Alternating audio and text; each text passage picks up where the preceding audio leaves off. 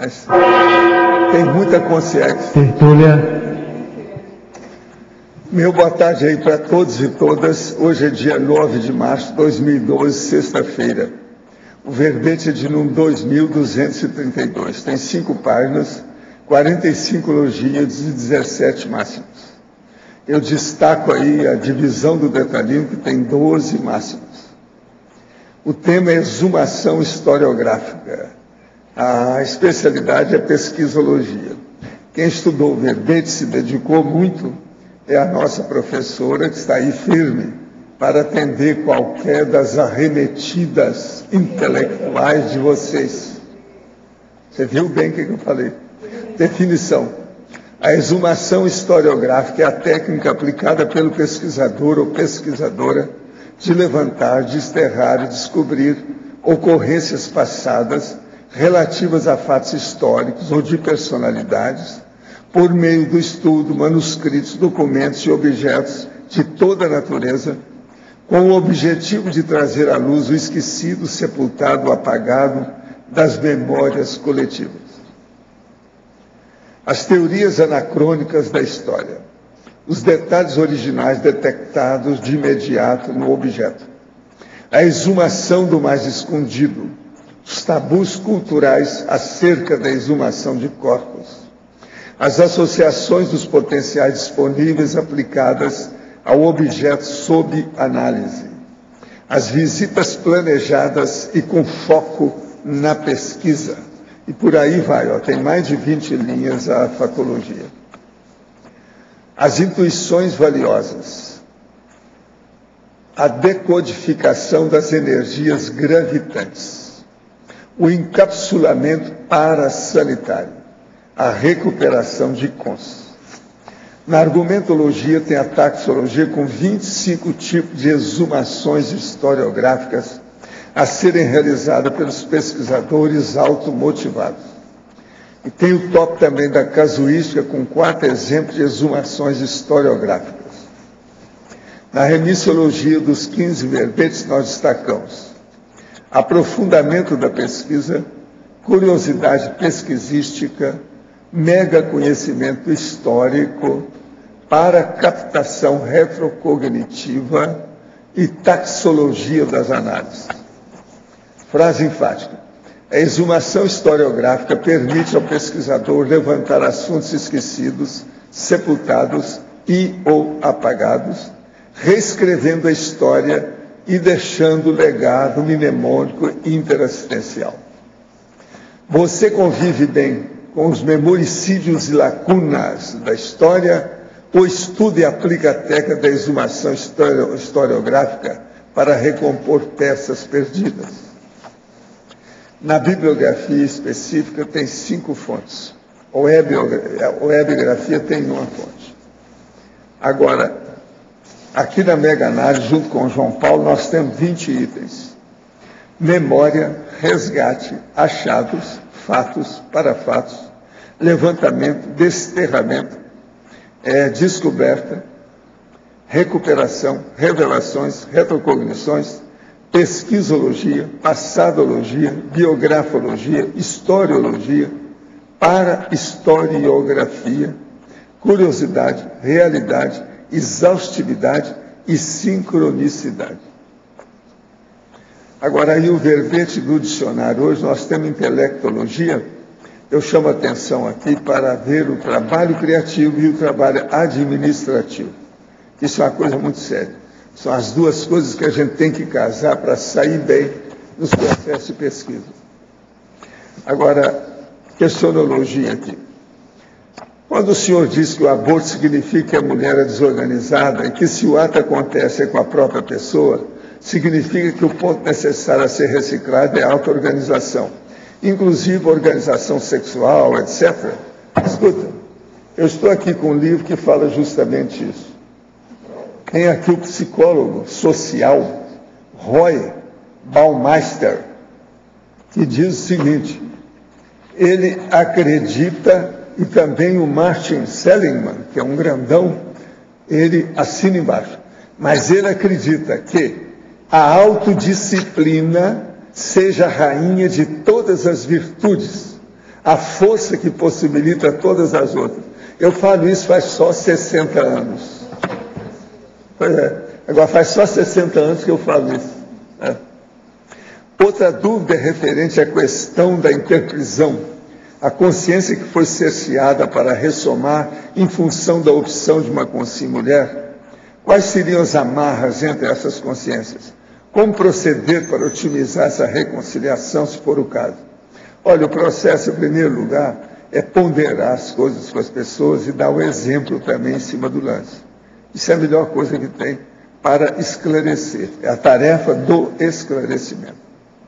Agora, com referência ao processo da auto-organização, autodisciplina, eu quero dizer para vocês que é o seguinte: as pessoas ficam, às vezes, tão chateadas com a minha organização de detalhes, meu detalhismo, que elas, então, não tem jeito, então elas me xingam. E quando elas ficam de costa para mim, elas falam para os outros que eu tenho toque. Por isso que eu sou assim. Aqui aconteceu, já tem gente que está aqui conosco que já falou isso. Eu sei através das outras pessoas. Isso devido o quê? A minha organização. Incomoda muito, porque... Agora, ó, eles mostram aí na psicologia positiva que os alunos todos que têm indisciplina vão para o espaço. As mulheres, por exemplo, tiram mais nota na escola, vocês sabem, até chegar na faculdade, elas são muito superiores aos alunos, porque elas são mais disciplinadas. Agora, o processo da gravidez, problema social, cuidar da casa, domesticidade, piora a mulher, então ela cai depois, quando ela sai da faculdade. Eles já provaram isso tudo pela psicologia positiva. Fizeram muitas pesquisas nisso. No ano passado, o senhor explicou que tem o aura aberta e relacionou esse assunto à questão de pessoa ter o abertismo consciencial, ser doadora e receptora de energia. Qual o motivo da pessoa ressomar com a aura aberta? Isso é comum nas pessoas? É a pessoa que é doadora, ela é aberta, ela tem acolhimento. O senhor explicou também que a pessoa nessa condição não tem bloqueios dos chakras, mas tenho realizado as movimentações diárias de energia e somente percebo os palmos e planto os chakras com muita dificuldade. Nesse caso, o fato de não sentir os outros chakras não poderia ser bloqueio? Se é bloqueio feito por você mesmo. Dá um jeito de superar isso aí. Falta o quê? Organização. Lendo a notícia intitulada Kofi Annan irrita a oposição síria ao pedir diálogo do jornal o Globo, me pergunto, em casos como esse, a utopia buscar resolver tais questões por meio do diálogo? Não, tem uma certa hora que não adianta falar com a pessoa, tem que prendê-la, é isso que a polícia faz. A guerra nada mais do que uma mega polícia, em certos casos. Então, sempre achei que o diálogo é a melhor opção, enquanto muitos pensam que nesse caso somente a guerra resolve, já que não se está lidando com já que está se lidando com ditadores. O processo, lembre-se disso. Tem que haver um enfrentamento, às vezes, é a única saída. É a polícia, devido à criminalidade. Aí já não tem mais política, existe a criminalidade. É um processo, então, muito diferente. Então, a guerra, aí, no caso, é a mega polícia. Em vez de guerra, coloca a polícia grande, a polícia internacional. Vocês vão entender o que é. Você vai entender o que é que eu estou dizendo. Nesse caso lá da Síria, é terrível. Agora, ó, tem que fazer o assado. Vocês já viram como é que o cara chama? Da Síria? Olha lá. Tem que assar o cara. É mal assado. Ele chama assar. Não assaram bem o sujeito. Agora, ó, para você. Efeitologia, página 11, segunda linha. Poderia comentar o efeito das extrapolações mentais somáticas? Então, este verbete eu escrevi muito pela minha experiência pesquisando o assunto do Lastanosa, né? Então, tudo que eu vou responder para vocês vai ter como base algumas coisas que aconteceram comigo durante essa pesquisa. Nesse caso da efeitologia, quando você começa a estudar muito sobre um mesmo assunto, seja histórico, seja mais técnico, que fosse, você começa a ter extrapolações metasomáticas, você começa a ter mais associação de ideia, às vezes vem algum insight bem importante sobre o assunto. Então eu chamei isso de extrapolação metasomática, por quê? Porque no meu normal, no meu dia a dia normal, estudando um assunto no qual eu não aprofundei muito, isso não acontece. Binomiologia, página 11, segunda linha. Gostaria que abordasse o binômio sincronicidade e revelações. Então, quando eu comecei a estudar esse assunto do Lastanosa também, o que aconteceu comigo foi muita sincronicidade, né? Essas sincronicidades me levavam a descobrir coisas dentro da mesma pesquisa. Então, seria um pouco o que eu conversei, o que eu falei antes, né? Você aprofunda, você tipo submerge dentro daquele assunto e começa a ter muita informação extra que você não espera. Trinomiologia, página 12, por favor. Comente o trinômio atos, fatos, para fatos. Então, o atos, fatos e para fatos, ele está baseado no antigo verbete do professor Valdo, né, que não era mais a parafatologia, a fatologia era atos, fatos e para fatos, né. Então, isso é um trinômio. Você primeiro vai observar vai ter um ato, por exemplo, no caso de estudar, vai observar os fatos que aconteceram na história, nesse caso, e isso vai levar você a ter algum tipo de percepção mais multidimensional. Eu agora entrego, então, para você, por favor. Gostaria que você fale a respeito da parafatologia, página 11, o encapsulamento parasanitário. Você colocou aí, né? Sim, então é muito importante quando você faz uma pesquisa, seja do tipo que seja, mas quando ela é histórica e que ela faz muita, ela está muito dentro do passado, dentro da passodologia, você tem que ter um certo encapsulamento, para você não se influir. Por exemplo, eu fui lá em Huesca, a cidade onde o Lastanosa viveu. Antes de que fosse reformado, porque depois tinha uma comemoração, eles fizeram a reforma de todas as coisas dele. Mas quando eu fui lá, no ano que eu fui, não tinham feito nada ainda. E o especialista no Lastanosa fez comigo uma visita turística muito boa, e ele quis me mostrar onde o Lastanosa estava enterrado, no túmulo do Lastanosa. Então você entra, abre aquela porta antiga, né? Separa as telarañas, né? Baixa as escadas e lá tem a porta. E eu não sabia que nos dias ia encontrar lá dentro. Então, eu antes de descer aquelas escadas, eu comecei a fazer certo trabalho energético para me proteger, né? Tá bom. A respeito disso, você coloca na tecnologia a técnica da opção inteligente. Sim, quando você está estudando história, dependendo do assunto que você está estudando, tem milhares de livros que falam sobre aquele assunto. Você vai ter que ter discernimento na hora de escolher aquele livro que vai realmente ser mais técnico, mais verídico, né? Não pode pegar todo o que tem. Você tem que fazer uma seleção, uma escolha inteligente de onde que você vai colocar o seu tempo, né? E o seu esforço intelectual em estudar aquele livro, né? Essa escolha, por exemplo, você coloca na efeitologia, na a penúltima linha, o efeito das afinidades cognitivas nos momentos críticos do destino. Sim, eu relacionava com a escolha, né? A escolha, inclusive, eu lembrava no meu caso, quando eu escrevi a escolha do rumo evolutivo, que foi o primeiro verbete que eu fiz. E tem a ver mas são coisas diferentes. Não, mas eu relacionava a respeito da escolha. Tá, aí cada um. Por isso eu queria que vocês explicitem mais, a ver se tem relacionamento ou não. Não, eu acho que isso aí é uma coisa muito pessoal de cada um. Cada um passa por um momento crítico numa fase da sua vida ou de outra. Sim. E naquele momento crítico, se a pessoa estivesse lúcida e soubesse prestar atenção, podem acontecer essas afinidades cognitivas, né? Então, eu tenho os meus momentos de destino crucial, em que eu consigo identificar essas afinidades cognitivas. Por exemplo, posso falar, por exemplo, quando você conhece a conscienciologia, é óbvio que você vai ter uma afinidade cognitiva com o assunto, não vai? Vai ter, porque você tem curso intermissivo, aquilo para você vai ser uma relembrança daquilo que você já sabe. Então, Dependendo em que momento você esteja do seu destino, você pode reconhecer isso como sendo algo importante ou não. Mas você que coloca momentos críticos de destino, não especifica. Afinidade cognitiva, você pode ter um momento crítico ou não do seu destino. Mas eu destaquei esse destino crítico porque quando você está fazendo uma pesquisa que tem muito a ver com a sua proexis, se você deixar passar aquilo passou. Então, por exemplo, Nikeo, eu nunca escutei falar do Lastanosa.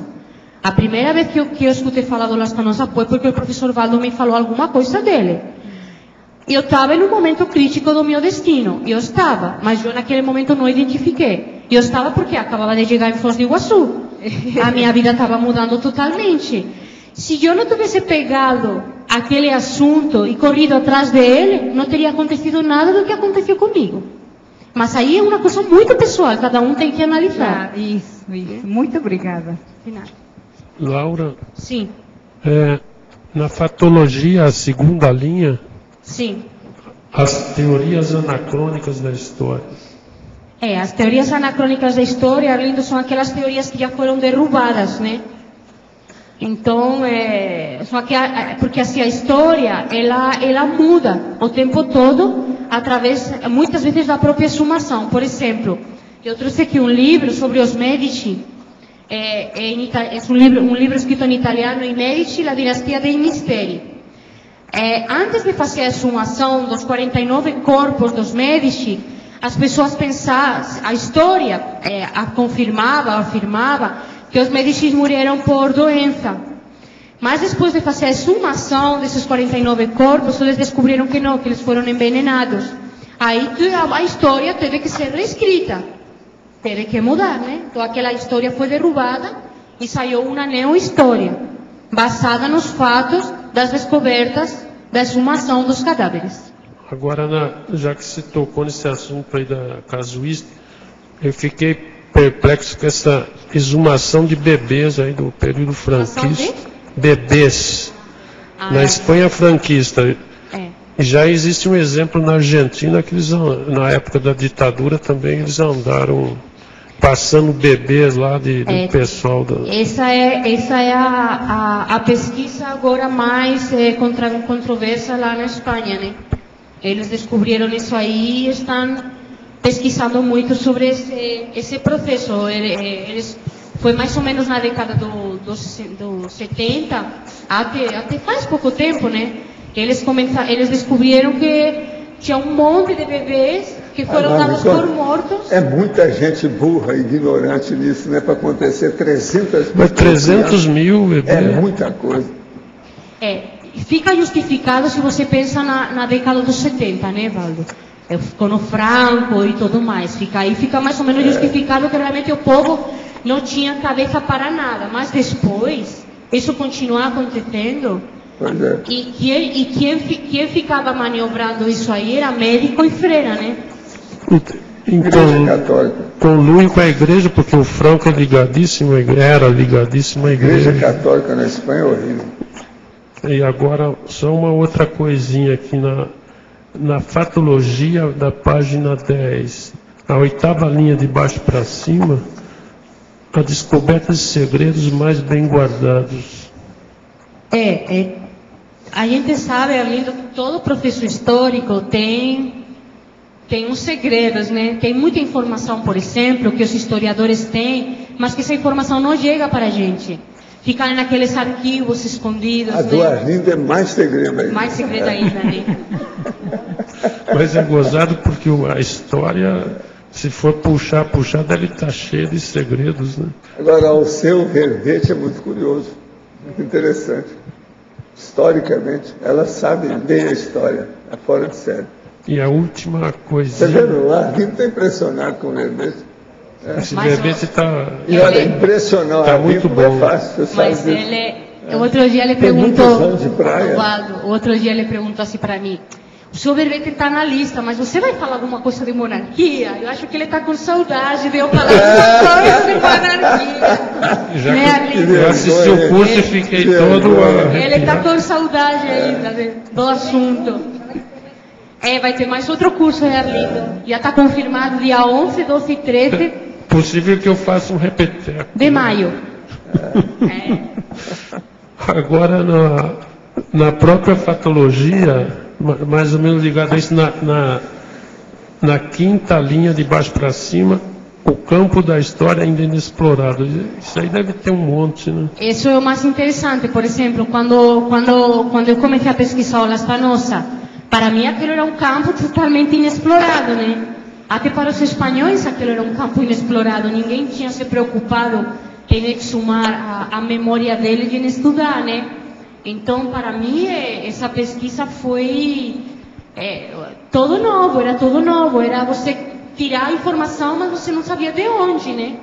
Mas as coisas vão vendo, vão saindo, vai na tua mão e a coisa vai produzindo e vai dando frutos, né? Que é o mais importante. Mas quando você começa, assim, quando você começa num tipo de assunto que ninguém sabe nada, é um campo totalmente vazio, inexplorado. Você vai lá e coloca a bandeira pela primeira vez, né? Agora, você tinha citado o Franco, só uma última pergunta. Você que foi à Espanha recente, o Franco ainda é popular? Claro, Arlindo. Porque ditador costuma ser popular, porque o povo se identifica com eles, né? Agora tem, inclusive, um processo sobre o Valle dos Caídos. O Valle de los Caídos é um local que tem em Madrid, no alto de uma montanha, onde foram enterradas todas as vítimas do franquismo, da guerra civil. Só que o Franco foi enterrado lá também. Então as famílias dos mortos estão querendo tirar o túmulo do Franco. E aí está tendo uma luta, né? Dos que querem tirar o cadáver do Franco e dos que não querem. Então o Franco continua sendo notícia. Todo dia. Então que obrigado. É o morto-vivo. Ô Laura, que em fatologia, na página 11, você fala da exumação da personalidade não reconhecida quanto à própria meritocracia. Você podia explicar isso dentro da sua experiência? Então, Bárbara, esse aí eu coloquei mesmo dedicado ao Lastanosa. O Lastanosa, ele é uma figura que tem muito mérito, né? Ele, dentro do contexto da época em que ele viveu, ele fez uma série de movimentos, como ter uma própria holoteca, catalogar as suas conexões com teca. Ele tinha assim, um movimento cultural muito grande, estudava, incentivava escritores, enfim, ele fazia coisas que para aquela época o homem era fora de série e tinha um mérito muito grande, que seria essa meritocracia. Mas ele nunca foi reconhecido pelos espanhóis até foi em 2006, depois de 400 anos da sua morte, que eles começaram a reconhecer o seu mérito e a sua importância. Então, essa frase eu coloquei pensando nessa situação. Só mais uma coisa, em binomiologia, na terceira linha, você fala do binômio motivação-manutenção. Você podia falar como você faz essa manutenção? É difícil, mas eu tento fazer.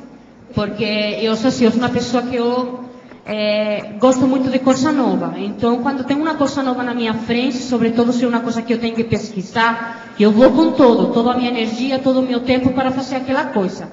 Aí, quando eu já começo a ter os resultados, mas eu tenho dificuldade de me manter, porque aparece outra coisa nova e me chama a atenção.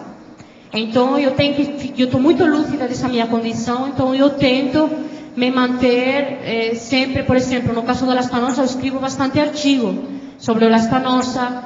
Agora, por exemplo, a minha monografia dentro da faculdade eu vou fazer sobre o Lastanosa, e a forma que eu tenho de me manter sempre naquele assunto. Ora, a coisa mais séria que a Laura tem não é nada disso que ela está falando.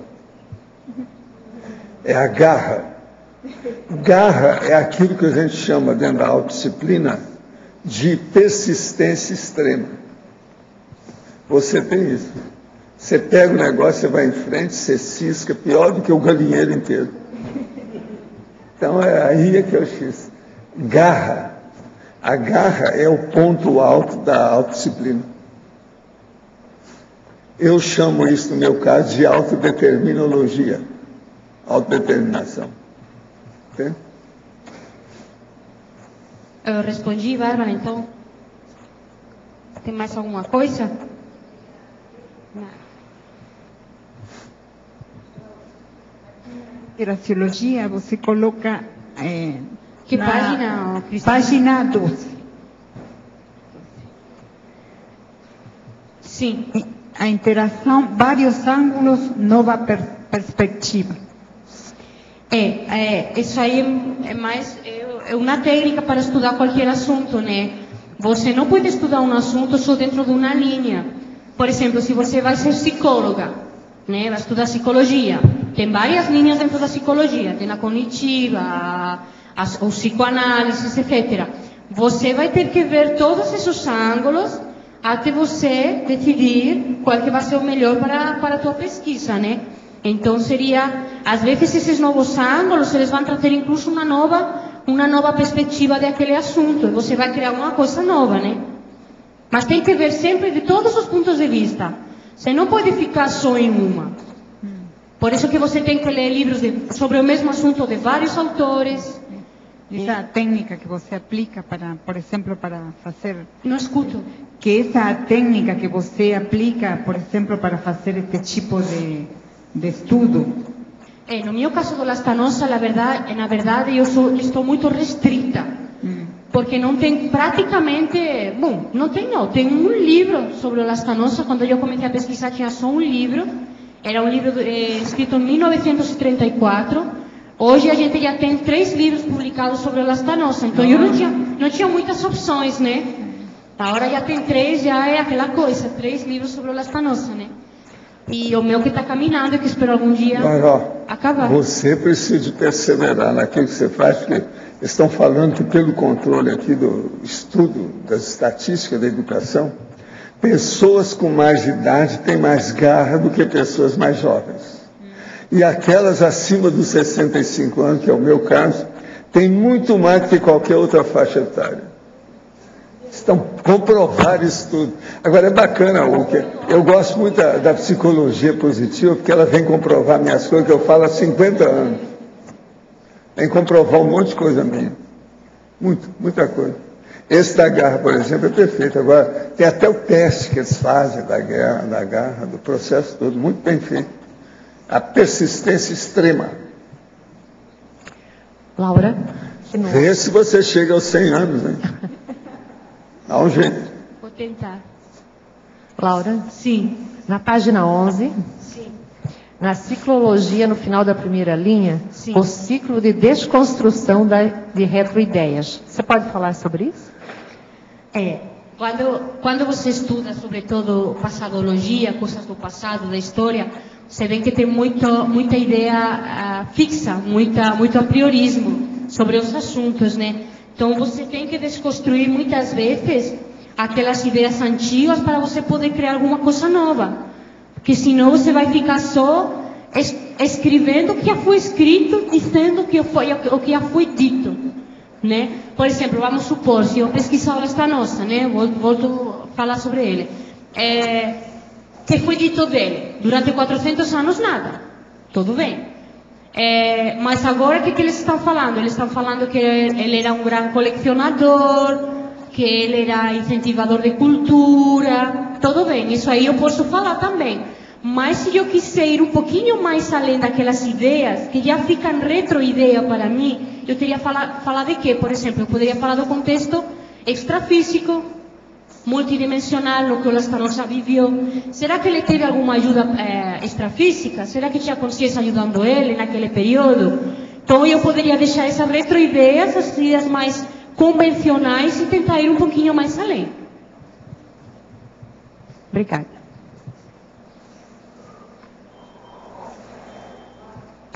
Sim.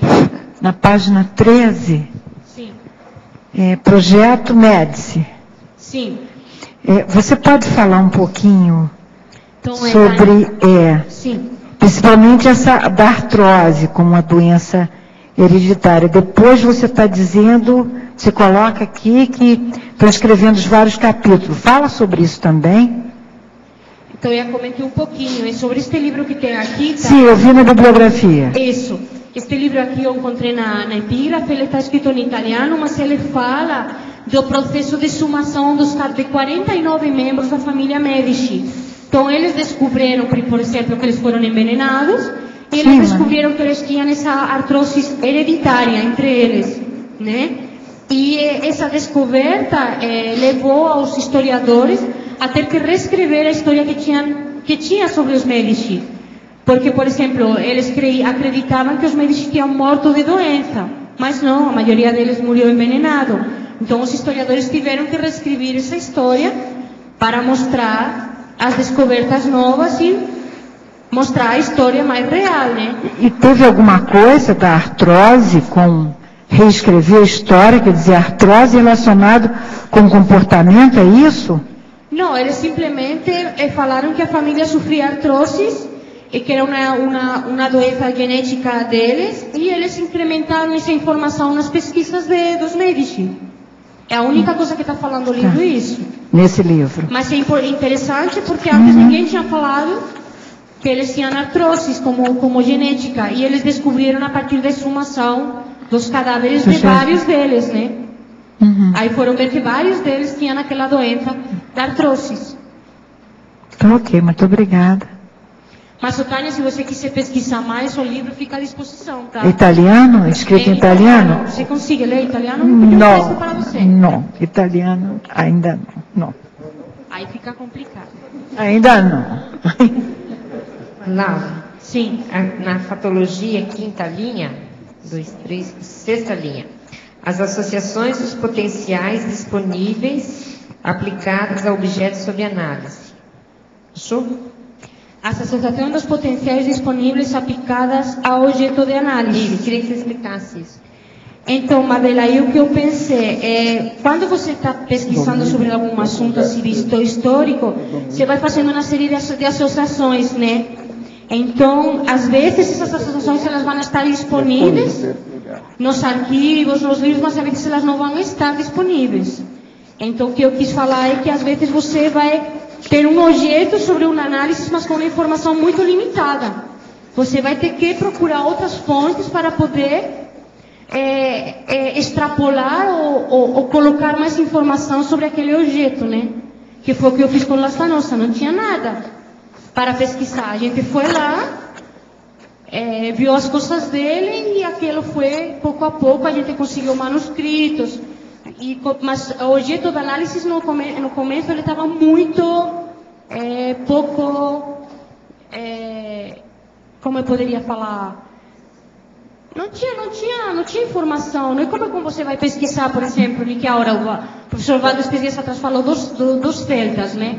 Tem um monte de coisas sobre os celtas para pesquisar, mas não tinha nada. E no caso do Lastanosa era bem mais difícil, né? Laura, novamente. Sim. Página 11, o último item da fatologia. Sim. Fala um pouco desse silêncio historiográfico. O que você está querendo ressaltar? Onde que é mesmo, Tânia? É o último item, é a terceira, é o finalzinho da terceira linha, página 11. Fatologia, tá vendo? Da fatologia. Fatologia. A historiografia silenciada. O último, tá. Então, nesse caso, por exemplo, o caso mais, para mim, mais representativo, o caso do Lastanosa. A memória dele foi totalmente apagada, no caso, né? Não tinha informação sobre ele, estava totalmente silenciada. Então, ele faz parte da historiografia da Espanha, mas não tinha informação sobre ele. Então, ele foi o que o Fernando Valls chama no seu livro de memoricídio. Foi um apagamento total da memória, isso que eu chamo de historiografia silenciada. Como o caso do Lastanosa, tem muitos outros. Tem muitos casos, eu agora não lembro de nenhum, mas tem muito caso que não interessa para os historiadores, para as pessoas assim que estão mais no comando, não interessa que essas coisas sejam sabidas. Então, eles silenciam, apagam e pronto. Isso tem muito, não é? Isso deve existir. Tem. Você percebe quando você começa a estudar. A própria igreja, o Oswaldo está colocando aqui, a própria igreja, o próprio Vaticano, e não apenas o Vaticano, as outras igrejas também, elas silenciam porque enterram, né? Os livros, né? Tá ok, muito obrigada. Eu, por exemplo, eu tenho certeza que deve ter muitos documentos do Lastanosa ou da história que a gente não tem nenhum acesso. Não tem mesmo acesso a esses materiais. Nem vou ter, pelo menos intrafisicamente, só se eu conseguir um dia ir lá, né? Com uma ajuda extrafísica. Também muitas E dar uma lida lá, né? Rapidinha. Também muitas coisas da história do Brasil, história da Espanha, história da França, são silenciadas, estão escondidas, porque às vezes tem um mito, né, da pessoa, o mito do acontecimento, o mito do evento. Agora, né? no caso do Dos Lastanosa, grupos, né? no caso do Lastanosa, eu não sei por que foi apagada a memória dele. Por quê? Não sei. Você tem alguma hipótese? Não tenho. Eu acho que a única hipótese que eu poderia ter é que a Espanha não dá o suficiente valor para o fato cultural, que não tem outra explicação isso aí. Por que foi apagada a memória dele, Valo? Você tem medo dele? Medo por quê? Por causa do nível cultural. Primeira vez que eu falei com o povo lá mais sério, ninguém sabia nada sobre Lastanosa. Agora eu virei para eles só para explicaçar, né? Escuta, eu estou lá num país, lá no fim do mundo, que é o Brasil, na América do Sul, lá do Sul. Estou sabendo mais desse homem que vocês aqui. Vocês não dão valor para os valores culturais da Espanha, não é? Aquilo, o povo ficou tudo vermelho na minha frente. Tinha autoridade no meio, tinha tudo lá. Mas foi a mesma coisa quando eu fui lá, Valo. Pois é. Quando eu fui lá... Agora, ó, foram muitos anos que eu sabia do Lastanosa que ninguém sabia. Lá pelas tantas eu resolvi meter o pau e falar nas coisas, e mexer, etc. Foi aí, nessa ocasião, que eu comecei a mexer, que a nossa amiga arranjou livro, aquele negócio. Eles queriam limpar a cara, né, comigo. Né?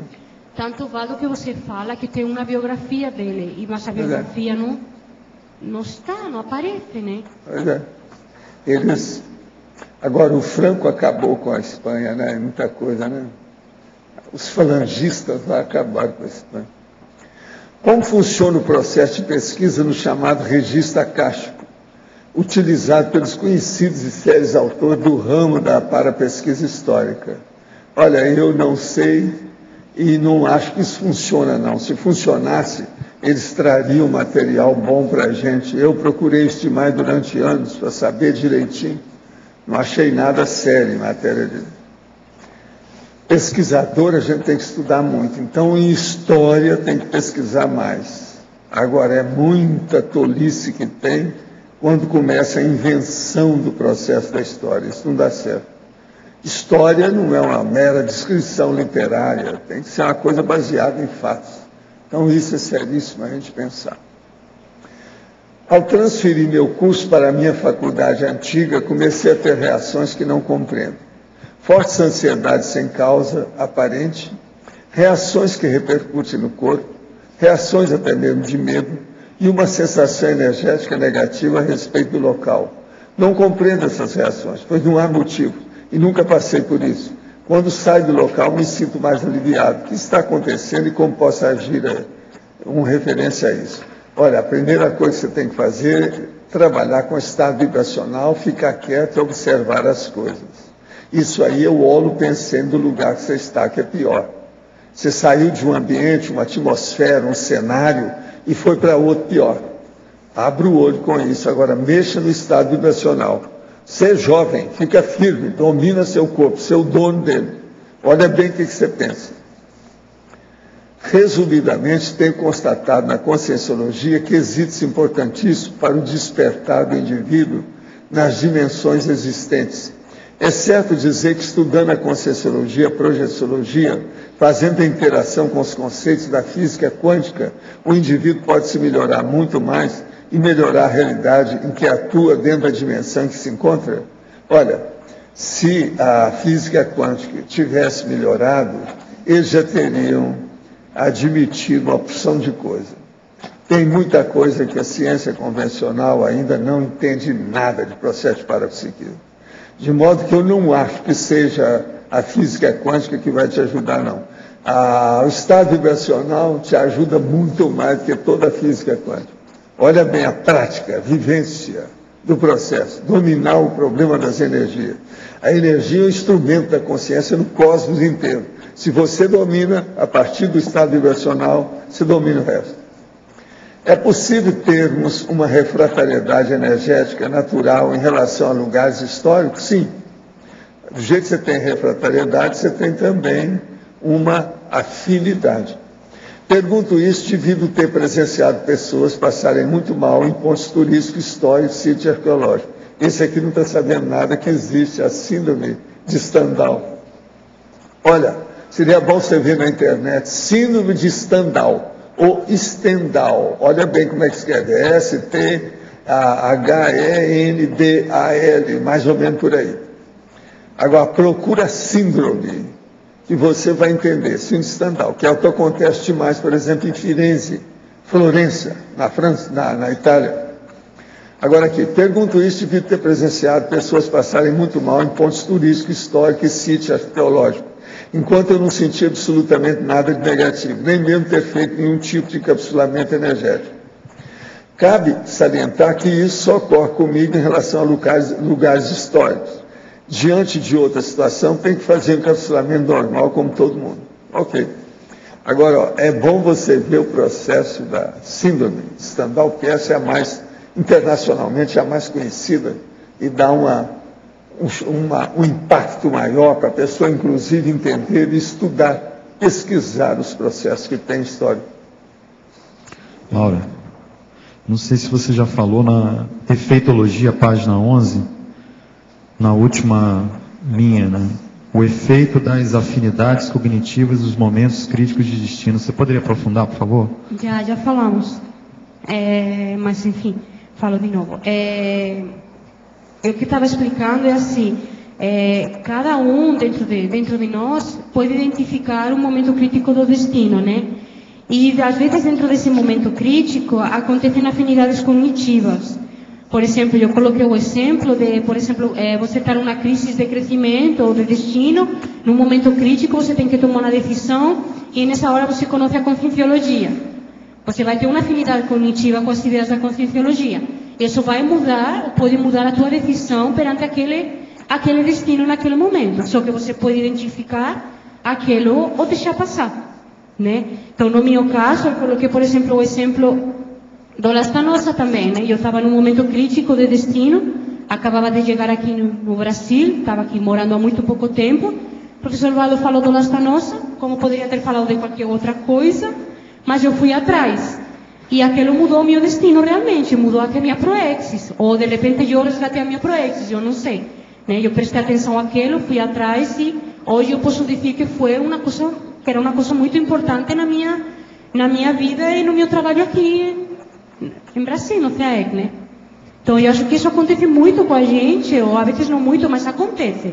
Mas nem todo mundo presta atenção para essa afinidade cognitiva. Às vezes você vai ter afinidade cognitiva com seu parceiro, mas não é um parceiro, naquele momento é um amigo. Mas você está tendo uma afinidade cognitiva grande com ele. Se você decidir essa afinidade cognitiva levar um pouquinho a mais, e de um amigo passar para alguma coisa mais íntima, isso também vai mudar o teu destino. E por aí vai, são vários exemplos, né? Agora é uma coisa muito pessoal, né? Eu acho, e cada um tem que ver, né? Laura, aqui no B, você poderia explicar na página 11, em tecnologia, as técnicas da abordagem inicial e depois a técnica da opção inteligente?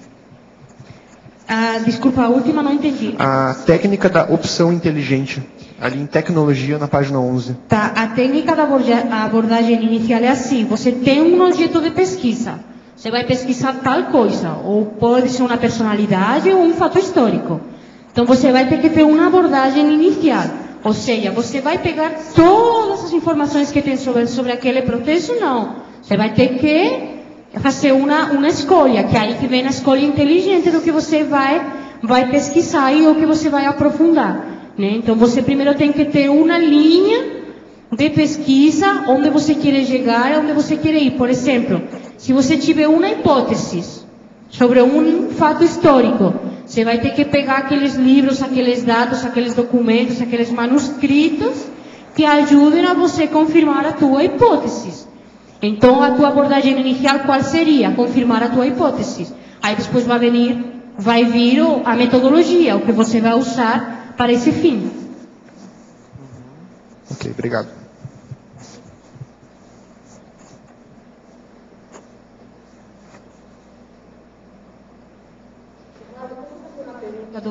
Do dicionário? Por incrível que pareça, você pode. No adendo, atrás, a última frase você colocou... Atenção intelectual. O que você quer? Isso, da atenção intelectual. Eu quero que você fale dessa atenção intelectual. O caso é o seguinte, em todo o contexto exposto, não se pode esquecer a importância da função desempenhada pela cesta de papéis refugados, atuando fisicamente ao modo da tecla de deletar de nossos conceitos virtuais registrados no microcomputador. Tanto a tecla quanto a cesta são instrumentos funcionais que aliviam a tensão intelectual. Então nós temos que entender o seguinte, é necessário fazer isso que eu estou falando aqui na introdução. Primeiro, o trabalho criativo. Segundo, o trabalho administrativo. Esse trabalho administrativo, ele ajuda o criativo a ser desenvolvido, aquilo aumentar, caminhar. Você está entendendo? Está em condições de continuar. Então, o administrativo, de vez em quando, você está cansado, por exemplo, com a cabeça. Então, você faz o trabalho administrativo. Olha os seus papéis, o que tem que limpar, a gaveta que você mexe, aquele armário que você tem o material, as pilhas de papéis, de pastas. É isso que eu faço. Às vezes, teve um dia desse agora, nesse mês já, nesses primeiros 9 dias, teve um dia que eu trabalhei 3 horas e meia mexendo com o material. Então aí é lógico que muita coisa vai para a cesta do lixo, você tem que estar limpando, essa coisa toda, é uma saída, entende? Mas que seria essa tensão, esse alívio dessa tensão intelectual para você? Às vezes a pessoa está em tensão, que ela está numa expectativa, ela quer terminar algum trabalho, alguma coisa disso. Agora, às vezes, se ela não é boa em disciplina, se ela não é bem organizada com os papéis, se você chega lá, a mesa dela está aquela bagunça, isso aí é um problema, porque a tensão vai aumentar. Então, uma pessoa, quando ela começa a organizar em tudo, isso vai atingindo tudo. Agora, a primeira organização que tem para acabar com isso é fazer a retilinearidade da pensenidade, da pensenização. A pessoa começar tudo, ela começa a organizar e lá pelas tantas ela fica sem tremer. Entendeu? Isso tudo é tensão, é estresse. Tem que acabar com o estresse. Então o processo é esse. Não adianta. Pode fazer marola à vontade que não vai dar na minha boca. Entendeu? Eu não permito. Que façam marola para quem queira, mas não comigo. Isso não me atinge. Então aí é que é o processo que nós temos que ver. Agora veja, isso não é torre de marfim. Isso é uma autodefesa energética, não deixa de ser. Mas não é bem isso. É o interesse para a pessoa se equilibrar, para ela render mais evolutivamente. Intelectualmente é que interessa, né? A base de tudo é isso, senão não adianta. Emoção só, a pessoa vai ficar sempre tremendo. Se ela não tiver discernimento para dominar a emoção, ela nunca vai ter a mão parada. Vai estar sempre. Um cara falou assim, não, Baldo, esse negócio aí é a mão leve, é um cara que já roubou muito na vida passada, por isso que é assim, não, mas tipo assim, todo mundo, a humanidade inteira é de lado. Mas, Valdo, quando a pessoa tem, por exemplo, muita produção intelectual para fazer, tem que escrever artigo para a revista tal. A primeira coisa que ela tem que fazer é fazer uma coisa só, aquilo que seja mais prioritário, primeiro terminar, para depois ela passar para o segundo, depois o terceiro, depois o quarto. Mas nesse caso... Agora, quando a pessoa tem mais organização, ela pode levar tudo direito. Eu sou capaz de fazer 6, 8 coisas simultaneamente. Eu chamo procedimentos administrativos. Ou, se você quiser, processamentos administrativos. É a palavra que eu uso para isso, a expressão. Agora, eu sou capaz de fazer isso tudo e levar direito. Agora, com o tempo, hoje, o meu estilo, por exemplo, toda vez que eu vou trabalhar no escritório, eu tenho 6 a 10 coisas para ser feita. Aquilo tudo tem uma uma linha de montagem. Eu vou seguir naquilo certinho. Mas, Valdo, eu queria entender... Hoje, por exemplo, até agora, pelo meu cálculo, eu acho que eu tenho 6 coisas lá para fazer. Entende? Agora, eu faço isso hoje, eu vou fazer ainda à tarde. Até à noite eu faço. No período que eu tenho lá. Agora, quando chegar de madrugada, às vezes eu vou ter mais material. Às vezes eu vou ter 10 processamento administrativo para fazer do material. Mas, Valdo, essa tensão intelectual até certo ponto, ela não é normal? Ela é ótima para você aperfeiçoar o discernimento. Com o discernimento você tem o resto. Mas a parte intelectual tem que ter o discernimento. Mas ela seria neutra, né? Porque pode ser levada para o patológico também. Não, tudo pode ser levado para a patologia. Por exemplo, tinha um professor que falava assim, ó, a pessoa está normal. Para ela ficar doida é a coisa mais fácil que tem. Então, por exemplo, eu estou aqui, vocês acham que eu estou normal. Então eu começo a fazer assim. Bom, já estou doido. Você está entendendo? Então, tudo pode ir para a parte patológica. Você tem que lembrar isso aí. Agora, o autodiscernimento é um esteio contra a patologia, contra a doença, contra o desequilíbrio. É o autodiscernimento. Boa vontade e boa intenção não resolve. Entende? O processo é discernimento.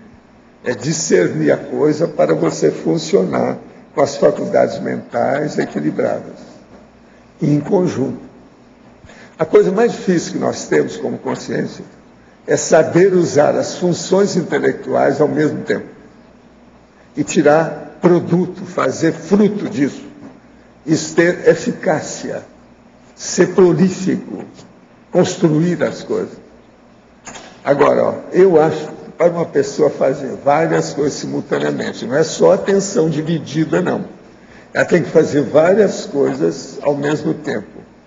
De uma maneira correta e produtiva, ela precisa de anos de disciplina. Eu não admito que uma pessoa consiga isso em alguns meses ou algumas semanas, não é possível. A coisa são anos, porque mexe com toda a vida dela.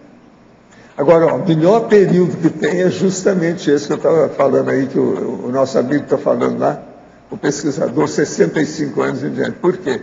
Porque é quando as coisas já assentaram, a pessoa às vezes está na aposentadoria, 65 anos é o início da terceira idade. Entende? Então as coisas estão todas no lugar, a pessoa já é aquilo. Ela já não tem mais que estar provando nada. Ela já experimentou tudo, já viu tudo, já tem noção sobre o que interessa, enfim, ela está traquejada. Fim de papo. Isso liquida com tudo. Então, a coisa mais séria é a gente viver mais para aurir esse período. Por exemplo, é o período que eu estou vivendo na minha vida. É o melhor período da minha vida. Agora, outra coisa, como o processo é intelectual, a sua lucidez, ela se expande. É justamente o que eu estava falando hoje lá, processo da lucidez. Então, a hololucidologia, que é a coisa mais importante. Eu fiz um verbete hoje, que eu trouxe aí, que estava mostrando para eles, do dicionário, que é uma carta aberta que eu estou escrevendo para um colega meu, que é um pesquisador da ciência convencional. Então, eu estou falando com ele. Uma coisa muito séria é dominar a energia. Sabe? Porque com a energia, ele consegue controlar todos os atributos mentais de uma vez só e funcionar mais. Agora, eu dou uma listagem, o que são esses atributos na prática. Que é uma coisa que eu nunca trouxe aqui. Entende? Então, a tensão intelectual, ela pode ser negativa e pode ser positiva.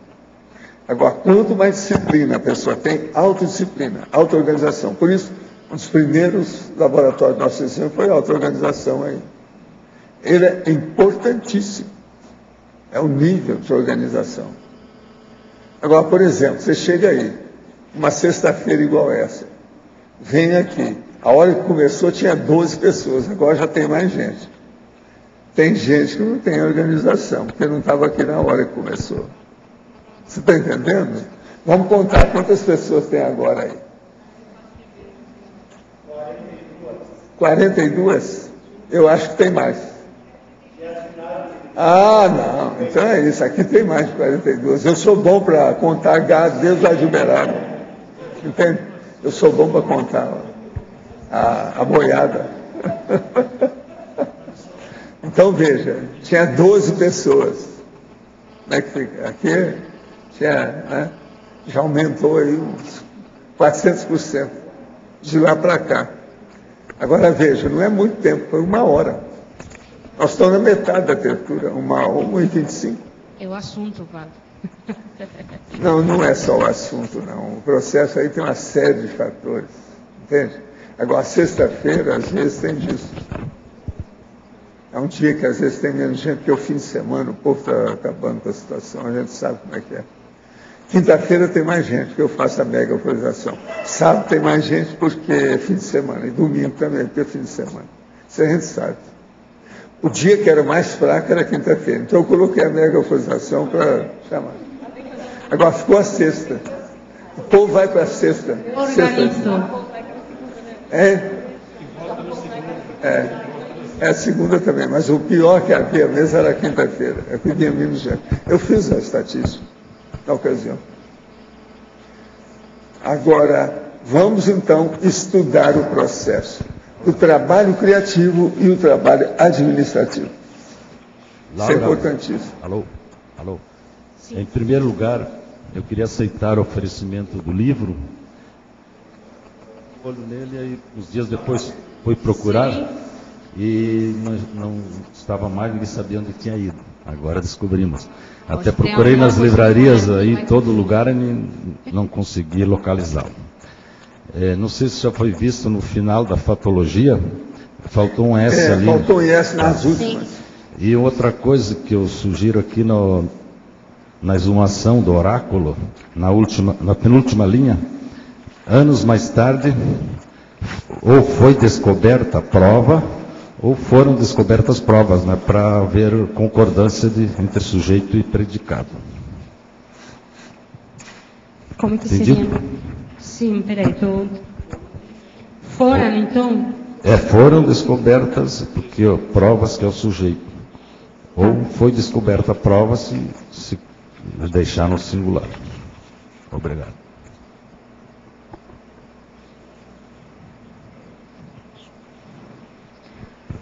Laura? Sim. Em neossinapsologia, que página, por favor? Na 11, você fala o aborto das neossinapses causado pelo ansiosismo na pesquisa. Você pode explicar como se deu isso? Então, quando o professor Valdo sempre fala, né, que a gente tem que pesquisar e estudar sem paixão, sem emoção. E bom, realmente quando você estuda com essa emoção, você está abortando qualquer lógica dentro da pesquisa que você está fazendo. Fica mais difícil você pensar objetivamente. Você se envolve e aí fica tudo mais contaminado pensenicamente. As informações não são tão puras, tão limpas. Você coloca o pensene de você dentro delas e às vezes pode mudar todo o contexto, né? Então aí a gente tem que aprender a fazer esse aborto, né? Dessas sinapses de mais ansiosismo, de precipitação, de emoção, para conseguir uma pesquisa mais limpa, mais objetiva. Laura, estava vendo essa exumação de Lastanossa, né? Aqui parece que você mesmo fez essa pesquisa de campo aí para descobrir todas essas coisas, mais coisas do Lastanossa. Você fez em loco lá na Espanha, tudo então, em outros países? Você me pergunta isso, Arlindo, porque eu coloquei na fatologia sobre as viagens internacionais, né? Você pôs lá, tinha um artigo seu na Consciência também. Sim, foram publicados os dois, mas esse primeiro explica como é que foi resgatadas todas as informações do Lastanossa. Então eu tive muita ajuda da professora Ana Paula Firmato nesse processo, né? A Ana Paula, ela visitou vários países, foi para Estados Unidos, acho que foi também na Suíça, se não me engano, na Uppsala, né? e ela conseguiu resgatar microfilmes que nem o Instituto Aragonês lá da Espanha, que pesquisava a Lastanosa, tinha ainda conseguido. Nós conseguimos antes que eles, através do trabalho da Ana. Então, na verdade, que na hora que eu comecei a estudar o Lastanosa, muitas coisas começaram a vir na minha mão. A Ana, ela viajava, ela tinha que ir por trabalho justamente em Nova York. Aí naquele período eu tinha descoberto que em Nova York tinha uma biblioteca onde tinha uma informação sobre o Lastanosa.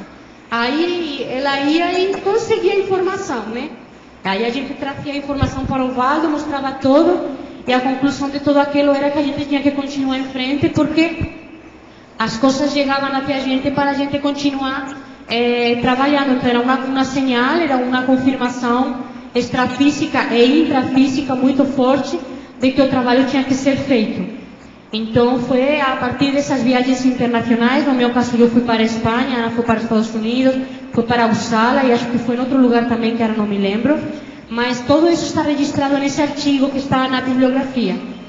Esse artigo seu, mas independente disso, o que se conseguiu de dados foi mais fora da Espanha do que na Espanha, isso?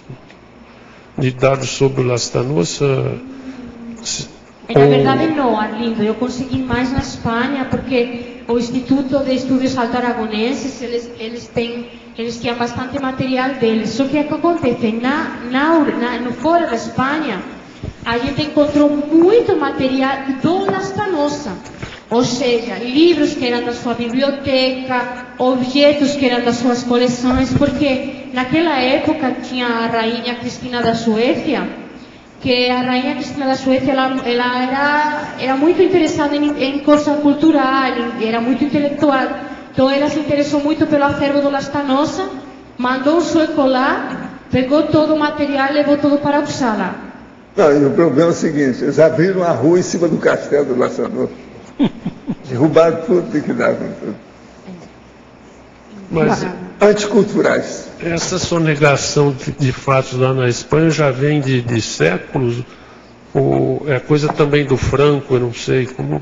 Essa sonegação de fatos sobre o Lastanosa na Espanha, ela já vem de bastante tempo perguntando, não sei. O Lastanosa ele é do século XVII. Até o século XXI, só no século XXI que começou a ser exumada alguma coisa dele. Então, foram 400 anos de memoricídio, de apagamento da memória dele. É óbvio que os responsáveis disso aí foram os espanhóis, porque ele morou lá, na Espanha, então a responsabilidade cabia mais para os espanhóis. Mas, bom, eles acordaram, no ano 2006, decidiram fazer todo esse movimento, que aconteceu paralelamente ao nosso movimento aqui, com as exposições, que a professora Nara e a professora Miriam organizaram as exposições do Lastanosa. Nós fizemos aqui no Brasil 2 exposições sobre o Lastanosa, ao mesmo tempo, a primeira delas foi ao mesmo tempo que lá na Espanha estava sendo comemorado os 400 anos. Quando nós enviamos o material para a Espanha, o nosso material, o Carlos Garcés, que foi o senhor que tem lá, que mais me ajudou com a pesquisa do Lastanosa, ele realmente abriu as portas para a gente. Todo o material que nós temos na nossa holoteca foi doação deles. Então ele ficou tão impressionado com o que nós tínhamos feito aqui, porque nós tínhamos feito isso aqui quando lá não tinha sido feito nada.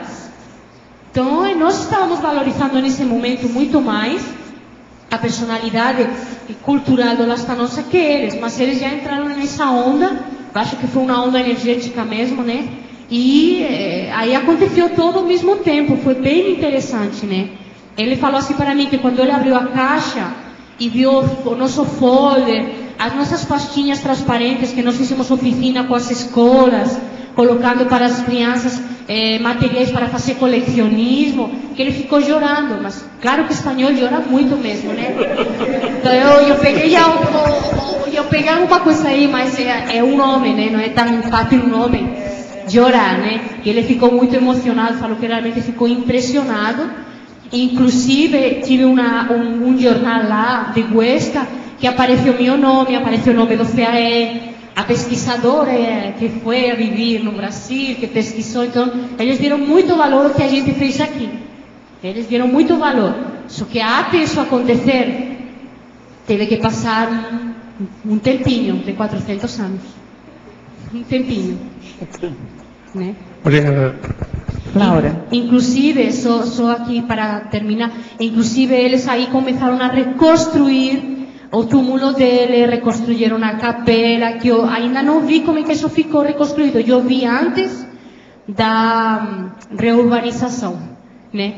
Eu vi antes, e estava todo assim, como estava fazia 400 anos, daquele jeito, né?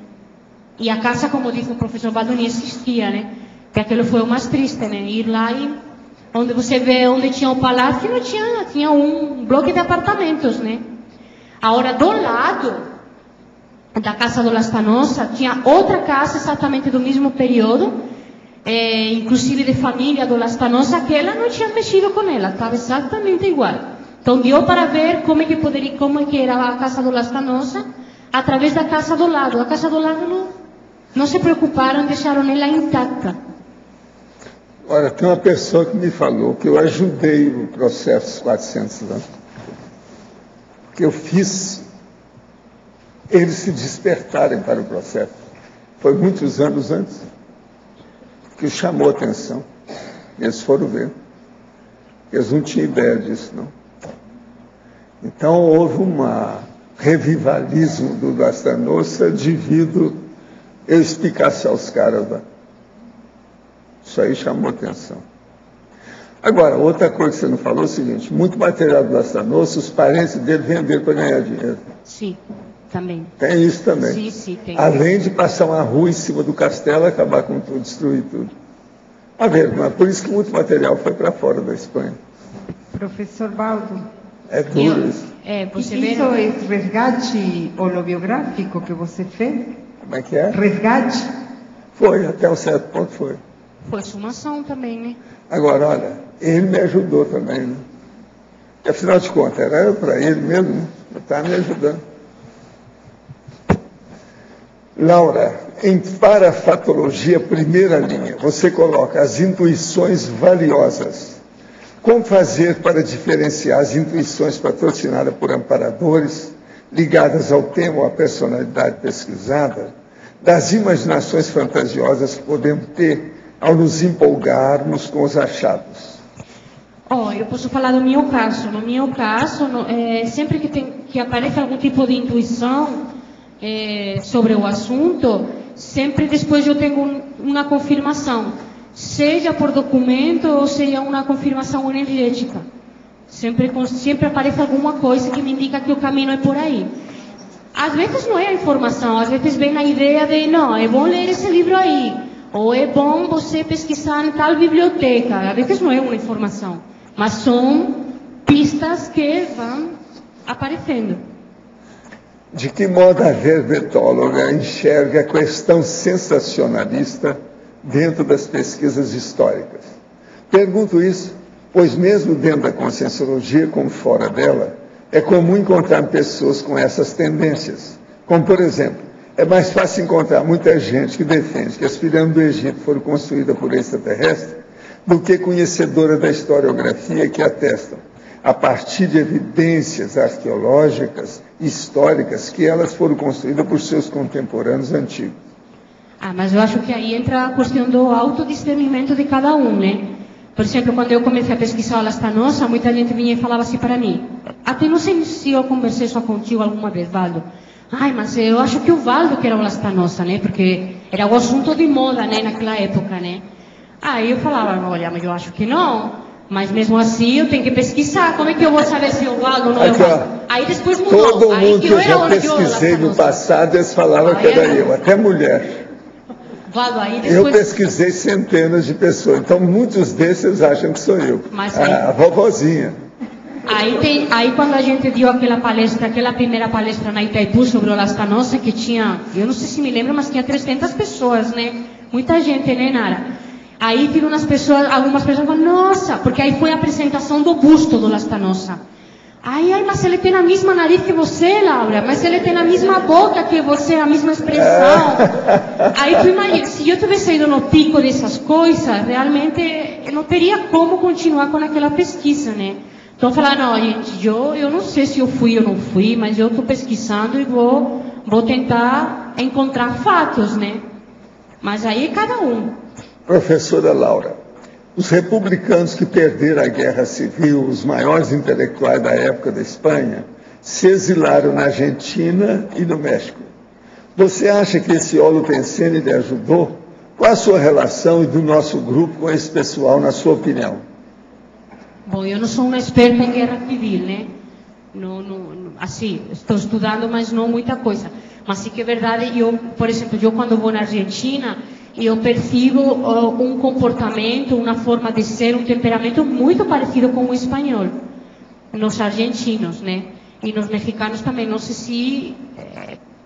se é isso que ele está perguntando. Agora ele ainda está perguntando ainda. Professor, o senhor tem alguma ideia disso? A Serenona Monja era consi na Segunda República, 32, 36? Não. Eu não sei como é que é, não posso dizer. Isso aí é difícil de falar. Ela viveu, mas eu não sei exatamente como é que foi a situação. Mas não foi aí, foi perto, né? Nessa época, tudo indica que ela era consi. Mas é preciso ver até quando foi, como é que era. Mas o que você sempre falou, respondendo para essa pessoa... Não, é porque que ela... quando eu nasci, logo em seguida, ela aparecia para mim. Depois, anos depois, eu vi que ela ainda vivia e que ela aparecia fora do corpo, era projetada. É mais ou menos nessa época. Mas o que você falou sempre para mim, para algumas pessoas, falou que ela ajudou muito com o processo do catalão. Foi. Do catalanismo, então isso influenciou a estrutura da Espanha. Porque ela ajudou em tudo isso, com certeza, né? Eu sempre tive essas sensações parapsíquicas, mas independente disso, eu fui um autodidata nessa área espiritual. Aos 26 anos conheci uma moça que acabou me tirando dessa área de estudo.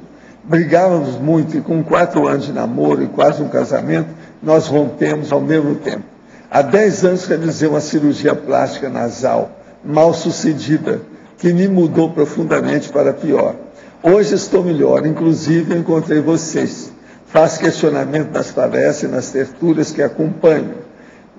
Ainda tenho alguns problemas familiares que me assediam. Meu pai é um deles, mas isso me faz indagar. Seria esse relacionamento mal sucedido, uma rinoplastia mal feita, acumulando a doença do meu pai, uma pessoa difícil de se lidar, um mega assédio inteligente ou infeliz acidente de percurso? Não, isso tudo é criação sua do passado e que você está dando muito valor para isso. Que tal a gente fazer assistência aos outros e esquecer tudo isso? Vamos fazer assistência que aí a vida adquire outro aspecto. É muito melhor. Vamos ajudar os outros. Tem muita gente de nariz pior que o seu. Né? Vamos estudar. Agora, um dia, se ele aparecer aqui, eu quero examinar o nariz dele para me ver como é que é. Chamou a atenção. Ele tem 40 anos, ele é de São Paulo. Laura, aqui na página 11, em binomiologia, você pode aprofundar um pouco o binômio sincronicidades e revelações? Como isso tem acontecido nas suas pesquisas? Está na segunda linha. Sincronicidade e revelações, sim. Por exemplo, eu estava comentando, Eliana, quando eu comecei a estudar o Lastanosa, tive muitas sincronicidades, né? Mas assim, lá na Espanha, quando eu fui para pesquisar mesmo, eu me lembro de uma coisa assim que me marcou. Por exemplo, eu estava voltando de táxi da cidade do Lastanosa para Barcelona, tinha chegado na estação do trem, aí eu peguei um táxi até a casa da minha mãe. E o táxi levava um carro na frente, e o carro tinha um adesivo que estava escrito Lastanosa. Adesivo do carro, lá na Catalunha. Gente, como é possível? Não tem razão de ser. Não, nenhuma. Depois eu pesquisei, eu fui atrás disso. Aí que vem a revelação. Mas como é possível? Aí eu descobri que tem um pueblecito. Como é que chama um pueblecito? Não um bairro. Uma cidadinha muito pequena, na Aragão, chamada Lastanosa. Mas que ela tem 3, 4 habitantes. É uma coisa assim ridícula. Por isso que eu nunca tinha escutado. Aí, através daquela sincronicidade, eu fui descobrir que tinha aquela cidadinha pequena chamada Lastanosa. Mas o que fazia aquele carro na Catalunha na minha frente? Então, eu estava voltando de Huesca, com todas aquelas malas llenas de material, né? Então, aí veio realmente a sincronicidade. Será? O tempo todo. Impressionante. É o que você fala, que tudo vinha na minha Lá mão. está nossa memória. Lá está nossa memória. Tá? E tem a nossa de vocês, né? Nossa, né? Lá está a nossa memória. Naquela época eu nem sabia o que era nossa, nem falava nossa, que quase não falava nem português, né? Mas eu já estudava o Lá está nossa. Laura, aqui, no B, eu queria fazer um comentário a respeito da taxologia. Às vezes acontece, por exemplo, você está pesquisando história da família. Sim. E sempre tem aquele patriarca que é bem visto, que veio da Europa, fazia caridade, ele é idolatrado pela família toda, mesmo que tenha dessomado há 60 anos.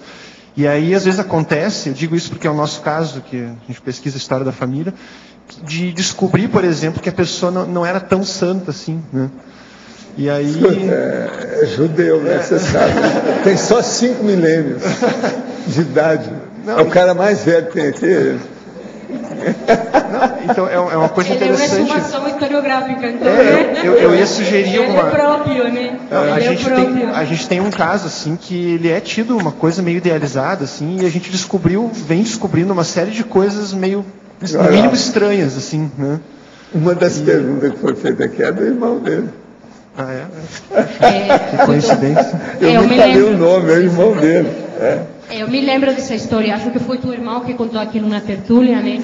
Na verdade, vocês o que estão fazendo? Vocês estão fazendo a sumação historiográfica muito desse boa. personagem da tua família. Boa e pesquisa. com isso vocês vão agregar informações da vida de vocês, né? Isso aí, eu acho que tudo isso aí vale a pena muito, né? Eu ia até sugerir alguma coisa do tipo exumação grupocármica, exumação familiar, alguma coisa que fosse dentro do processo da família. Né? Isso poderia ser colocado na taxologia, sim, pode ser. Agora, ó, você não está vendo, mas olha lá, a hora que aparece a Laura, lá no ecrã, na tela, você vai ver, olha lá, então ela começa a falar, lá, olha, a monarquia aí presente. Olha como você é que está com fica vontade, porque aqui não tem tela, não estou vendo nada, né? Não tem para ali olhar não tem, nada. não, o processo é lá, ó. Mas o que tem a ver com a monarquia, minha pressão? Agora, veja bem, a roupa dela está em plena consonância com a cadeira azul. Negócio impressionante, o problema da monarquia, como é lá. Observe como é que ela parece uma pessoa da monarquia. Eu deixei a coroa em casa. Aproveitando o comentário, vou tirar uma casquinha. Vai ter o curso Monarquia, segunda edição, dia 11, 12 e 13 de maio. A gente está repetindo o curso com as mesmas aulas, com os mesmos professores, para todas aquelas pessoas que não tiveram a oportunidade de se auto-organizar para fazer o curso, para vocês não perderem. Ele vai ser feito no discernimento.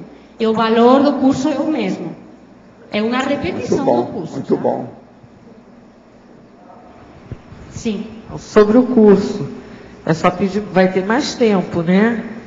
No debate vai ter. Não, no debate, nas apresentações também. Porque, Valdo, eles fizeram foi umas apresentações. Não, eles tinham conteúdo de cada apresentação, assim, por umas 3 horas cada apresentação. E apresentavam tudo em 40 minutos. Você já viu, né? Era ligeirinho, a coisa foi rápido. Foi muito bom, mas tem que ser devagar. As aulas foram de 1 hora e tive aula, por exemplo, a minha e do Jarvis foi de 1h30. Tá, mas então o que faz? Ou diminui eu vou te pedir, o conteúdo. Você aparece lá e faz a crítica na hora. Não, ela fez o curso. Claro, eu ia perder isso. Não, mas vai lá de novo. Não, mas a gente colocou... Vai de novo, Grace? Claro, foi muito bom. É muita gente que gostou desse curso. Então, a gente, vai ter muito mais gente agora. A gente agora. vai fazer próximo ano outro módulo para poder estender mais os assuntos. Mas então, este aqui é um inicial, né? Um geral, né? Então, manifesta um só. Pessoal da monarquia, não perca esse curso. Mas aí, então, Laura, a sugestão, então, é pelo menos diminui a quantidade de slides, passa um pouco mais devagar, porque é muito conteúdo, e é bom o conteúdo. Tá bom, a gente vai dar um jeito. É muito conteúdo, você está vendo? Preciso falar isso com o Jarbas, tá certo? A aula do Jarbas e a minha foi a mais prolongada mesmo. Pois é, preciso falar com o Jarbas. Ontem eu falava com ele. Agora, o Jarbas é historiador, né? Ele estuda o processo de história há muitos anos. Não é bobo, não. O Jarbas tem tudo na cabeça. O Mais Jarbas que a já, maioria, que tem uma memória danada nisso. o Jarbas já era de se esperar, mas a dela foi fora de série. Né? Foi. Obrigada. Vê o que você faz então agora, amplie o processo. Não precisa fazer igualzinho, faça melhor. Esse que é o ideal, né? Agora, eu acho que vocês estão demorando demais fazer isso mais, devia ter feito mais perto. Eu sei, Valdo, mas Eu pedi para vocês para repetir o curso, porque todo mundo está pedindo. Eu tentei fazer antes, mas é que temos problemas de sala, né? Ah, é? Tem poucas salas agora, não sei, até construir o salão, né? Tem fila para entrar, fazer curso. Mas só 11, 12 e 13 de maio está aqui já. Só fazer a inscrição. Vocês da monarquia são problemáticos até hoje, não é? Problemático? É um problemático. Chama muita atenção, cria problema, levanta poeira. Né? A gente a favor, a gente contra. Negócio. Agora, o melhor da história é a hora que eles vêm dividir. Valdo, interfira lá para eles dar esse curso mais. Tem que dar outros cursos para repetir, fazer força. Foi por isso que eu insisti com isso. Professor, sobre isso que o senhor está colocando, isso não é bom? Levantar a poeira, porque aí vai lógico, superando. É lógico. Isso não é eu sou 100% efetivo? favorável.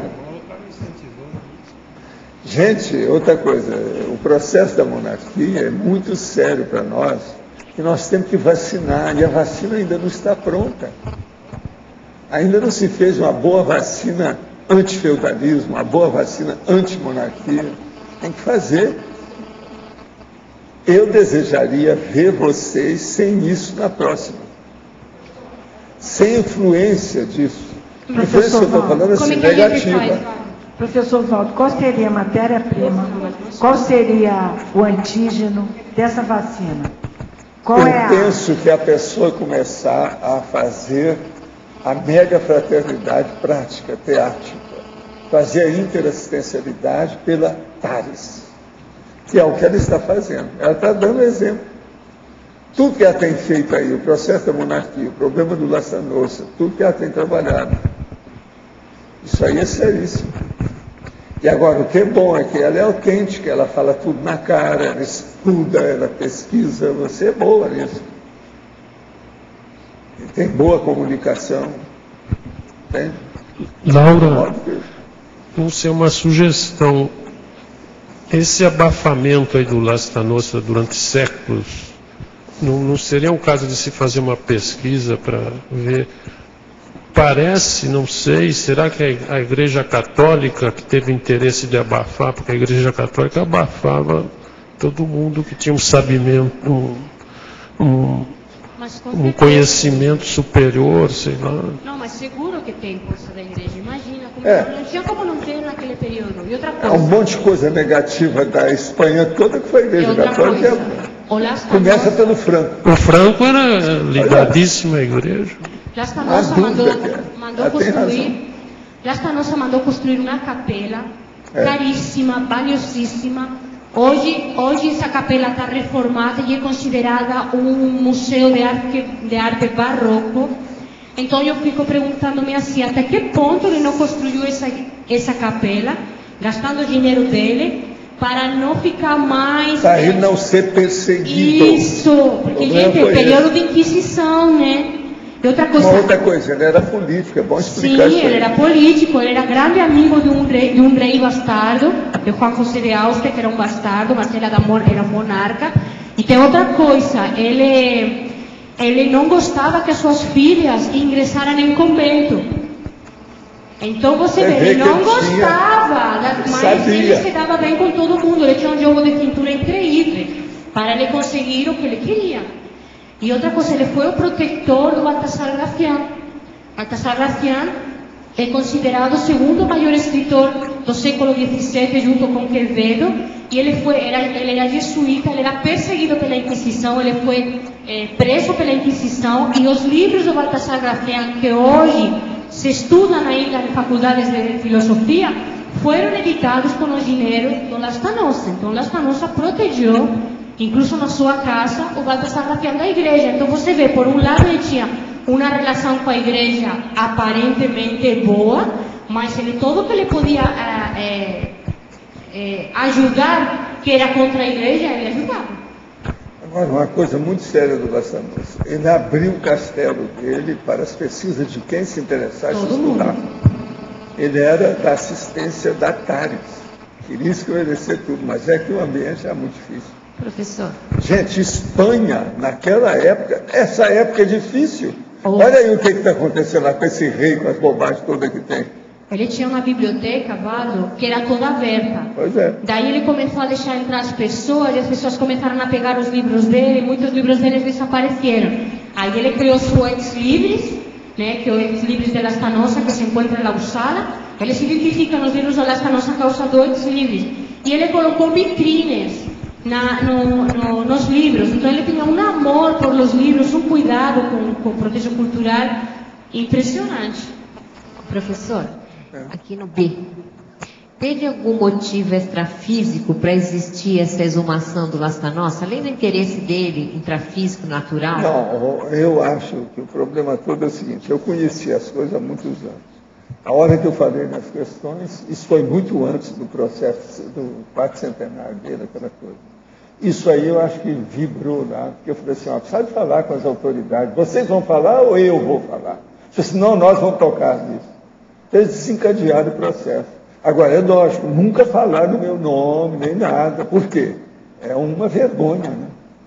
Seria uma vergonha nacional e seria até contra o processo da comemoração. Mas, assim, extrafisicamente, teve algum interesse, importância? Não, o meu problema é que eu era interessado devido a esse povo todo que sempre trabalhou com os problemas. Do jeito que é aqui, eu estudei muitos processos Swedenborg e eu também localizei, identifiquei o processo do Lastanosa, que ninguém falava nisso. Agora, o melhor da história, aqui no Brasil, com todo mundo que eu falava, nunca ninguém falou nada sobre ele. Na época que eu estava pesquisando, não encontrei ninguém que soubesse qualquer coisa sobre ele. Eu falava, o povo ficava tudo de boca aberta. Eu não estou sabendo nada disso. Agora, chego na Espanha, era a mesma coisa. Eu falei, gente, o que há? Por quê? Agora, veja, aí no caso é o problema da família que queria dinheiro. O governo com a política que queria abrir uma rua do lugar. O povo que queria roubar o material dele e a turma do exterior que queria pegar aquilo que tinha valor e levar para lá. Só aí tem uns 4 motivos porque quer que ele sumiu. E outra coisa, para mim, eles não fizeram mais comemoração dele antes, porque se fosse falar, teria que falar mais contra o governo espanhol do que a favor. Então o governo tapou a boca. O processo todo foi esse. Agora, depois de 4 séculos, daria para falar só o lado melhor, esconder o pior, foi o que eles fizeram. Mas muita coisa devia ter sido revelada e eles não falaram nada. É verdade ou não é? Um ponto muito importante em tudo isso, quando você pesquisa o Lastanosa, é a riqueza que ele tinha, a quantidade de riqueza que ele tinha. É a cosmovisão do homem. Ele era atacadista. Ele viu o negócio, não era varejo, ele via o negócio na panorâmica. Isso aí que era o problema. E riqueza material também, por exemplo, para vocês terem uma ideia, o jardim dele hoje é o parque maior da cidade de Huesca. É o parque municipal maior. Esse era o jardim do palácio dele. Ele no palácio dele tinha lago, tinha gondolinha que passeava por um lago, tinha estátuas com água, meu jardim não é nada. Não. Ele tinha jardineiros franceses, porque ele gostava do jardim francês. Então ele trouxe jardineiros franceses para cuidar do jardim dele. Aí ele aprendeu francês. Tudo processo cultural. Eu queria levar para o aspecto intelectual. Exato. Gente, só o problema dele usar teca, que é a coisa que ninguém usava. Ele viu o alcance daquilo tudo, colocou teca em funcionamento. Isso é muito sério. Lastanosa fora de sério. Agora, é duro a gente pensar, né? O país dele, o país natal, sufocar a memória do cara. Mas isso não foi influência do... Como é que era o nome daquele escritor que estava com ele? Baltasar Gracián. Acho que isso aí. Será que não era influência dele com o Mastro da Nossa? Não, ao contrário, o Lastanosa que influenciou as obras do Baltasar Gracián. E revisava. Ele era o revisor dos livros e depois ele foi o criador das tertúlias. Ele tinha tertúlias em casa para debater os conteúdos dos livros do Baltasar Gracián. E eu acho, incluso, que ele devia descrever muita coisa daqueles livros. Só que isso aí, claro, ninguém fala, né? E eu também não tenho como mostrar. Mas eu acho que ele era superior ao Baltasar Gracián, com certeza. Professor, como fazer exumação historiográfica de forma lúcida sem entrar no processo emocional? É o que eu fiz com o processo do Lastanosa e passei para a minha chefe que está aqui hoje, que é a Laura. O problema todo é esse. Agora, a gente entra, fala a verdade na cara do povo quando precisa, briga pela pesquisa, porque tem que fazer muita força. É o que você fez, é o que a Ana Paula fez. Precisa ajudar demais. Gente, precisava de uma hora a Ana Paula chegar aqui e falar o que é o processo de Uppsala. Explicar o que é isso. O que ela achou lá? O que é que houve? Ela tem até fotografias. Ela não pois é. Seria bom ela chegar e expor isso aqui numa tertúlia. Fala com ela. É uma boa. Vale a pena. Eu estou vendo aqui que amanhã é Vitalidade Somática, do Gilson Vieira. Falaram aqui.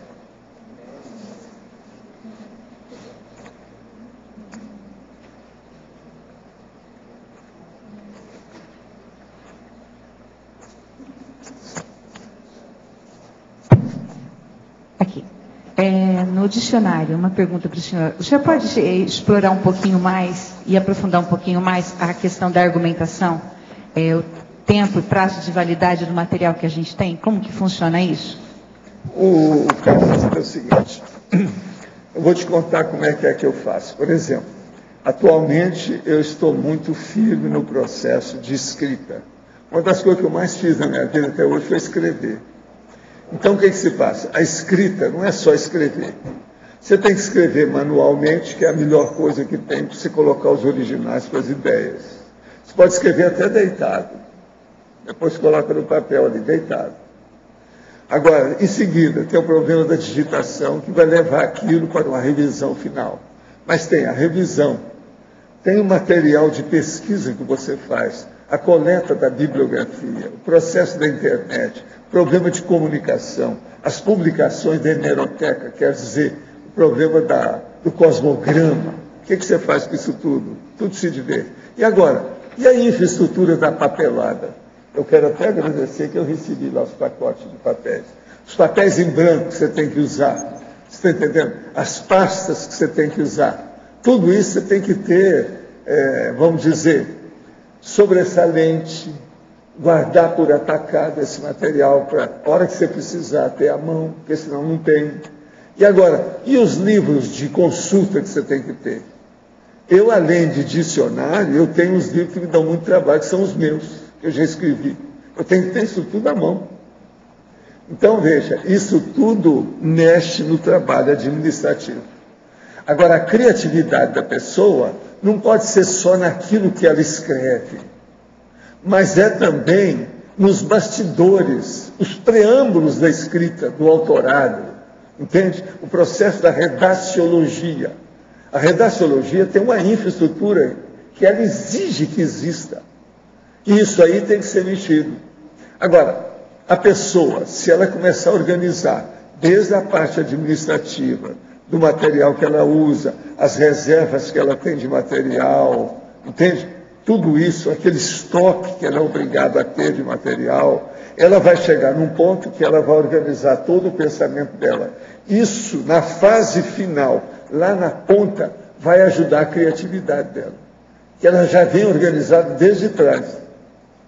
Então, a pessoa que você chega no escritório dela e vê que está bagunçado demais, o pensamento dela ainda ela não está dando tudo que ela tem.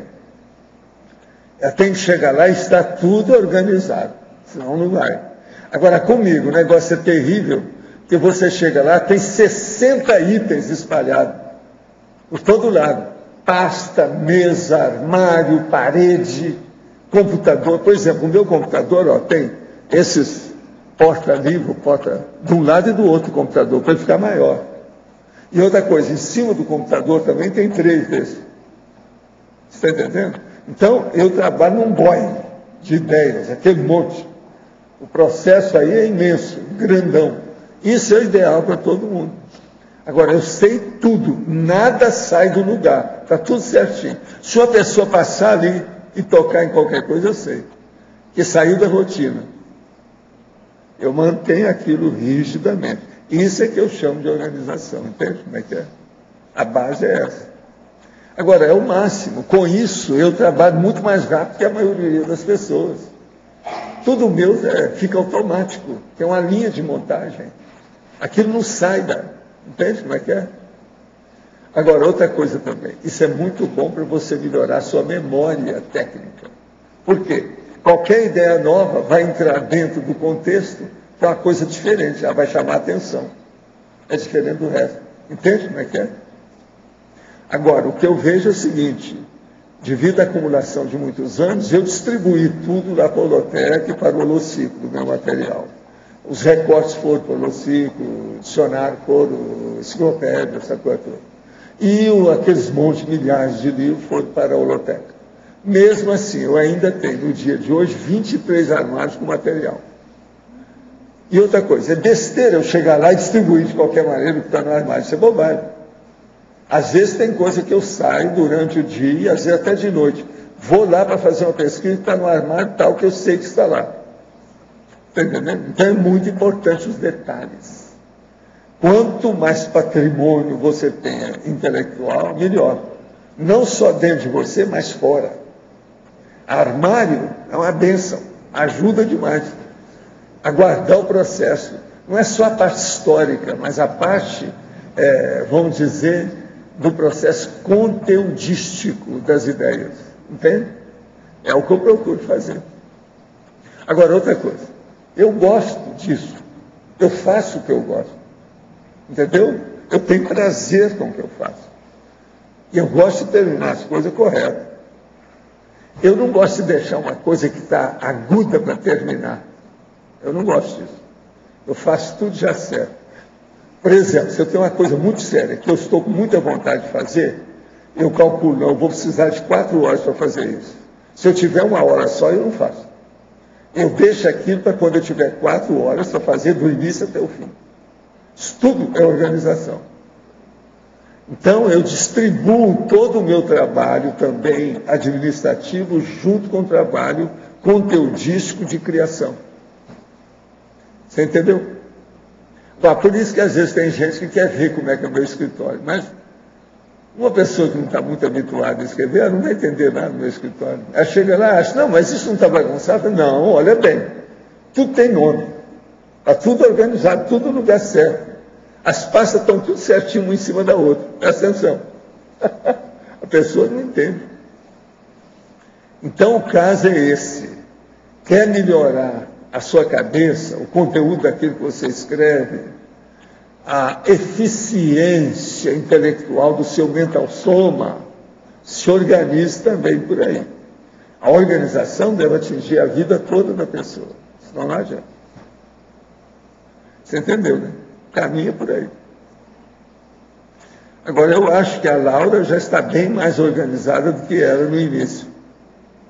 Hoje você já fala com mais organização, já mostra as coisas mais organizadas. Você melhorou muito nesse tempo. Agora, quantos anos você está nisso? 7 anos.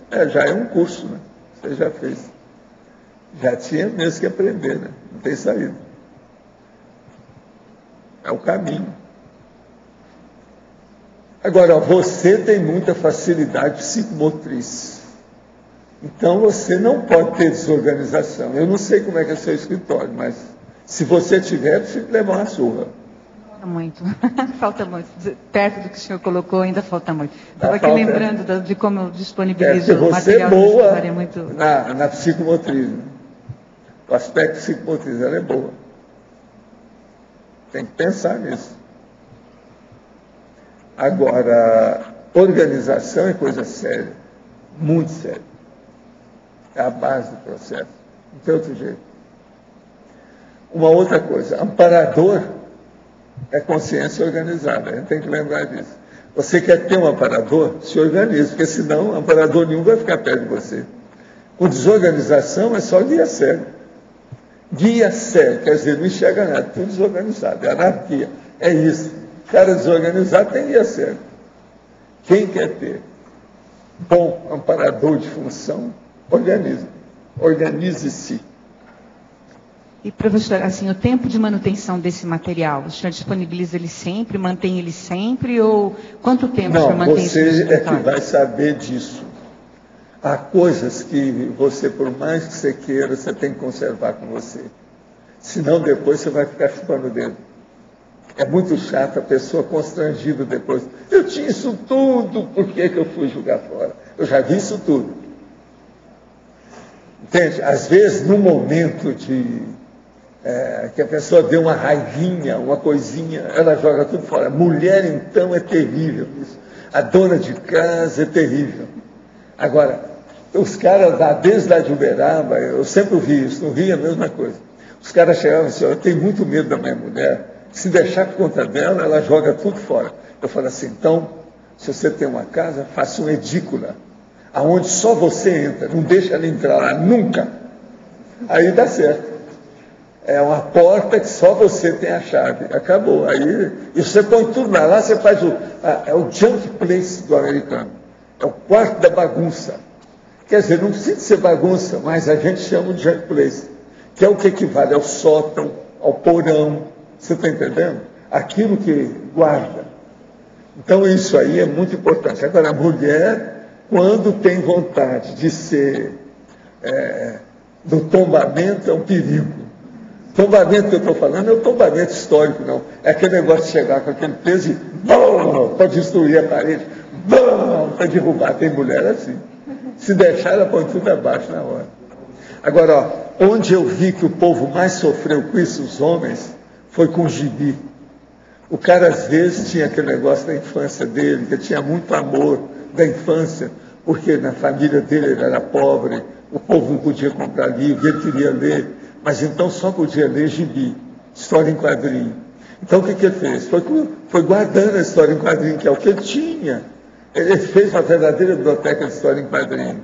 Agora, chega um dia, estão lá, tinha que arrumar, tinha que mudar a casa, mudar para algum lugar, a mulher pega e joga tudo no buraco e acaba com tudo. Agora, o cara fica reclamando aquilo da mulher a vida inteira.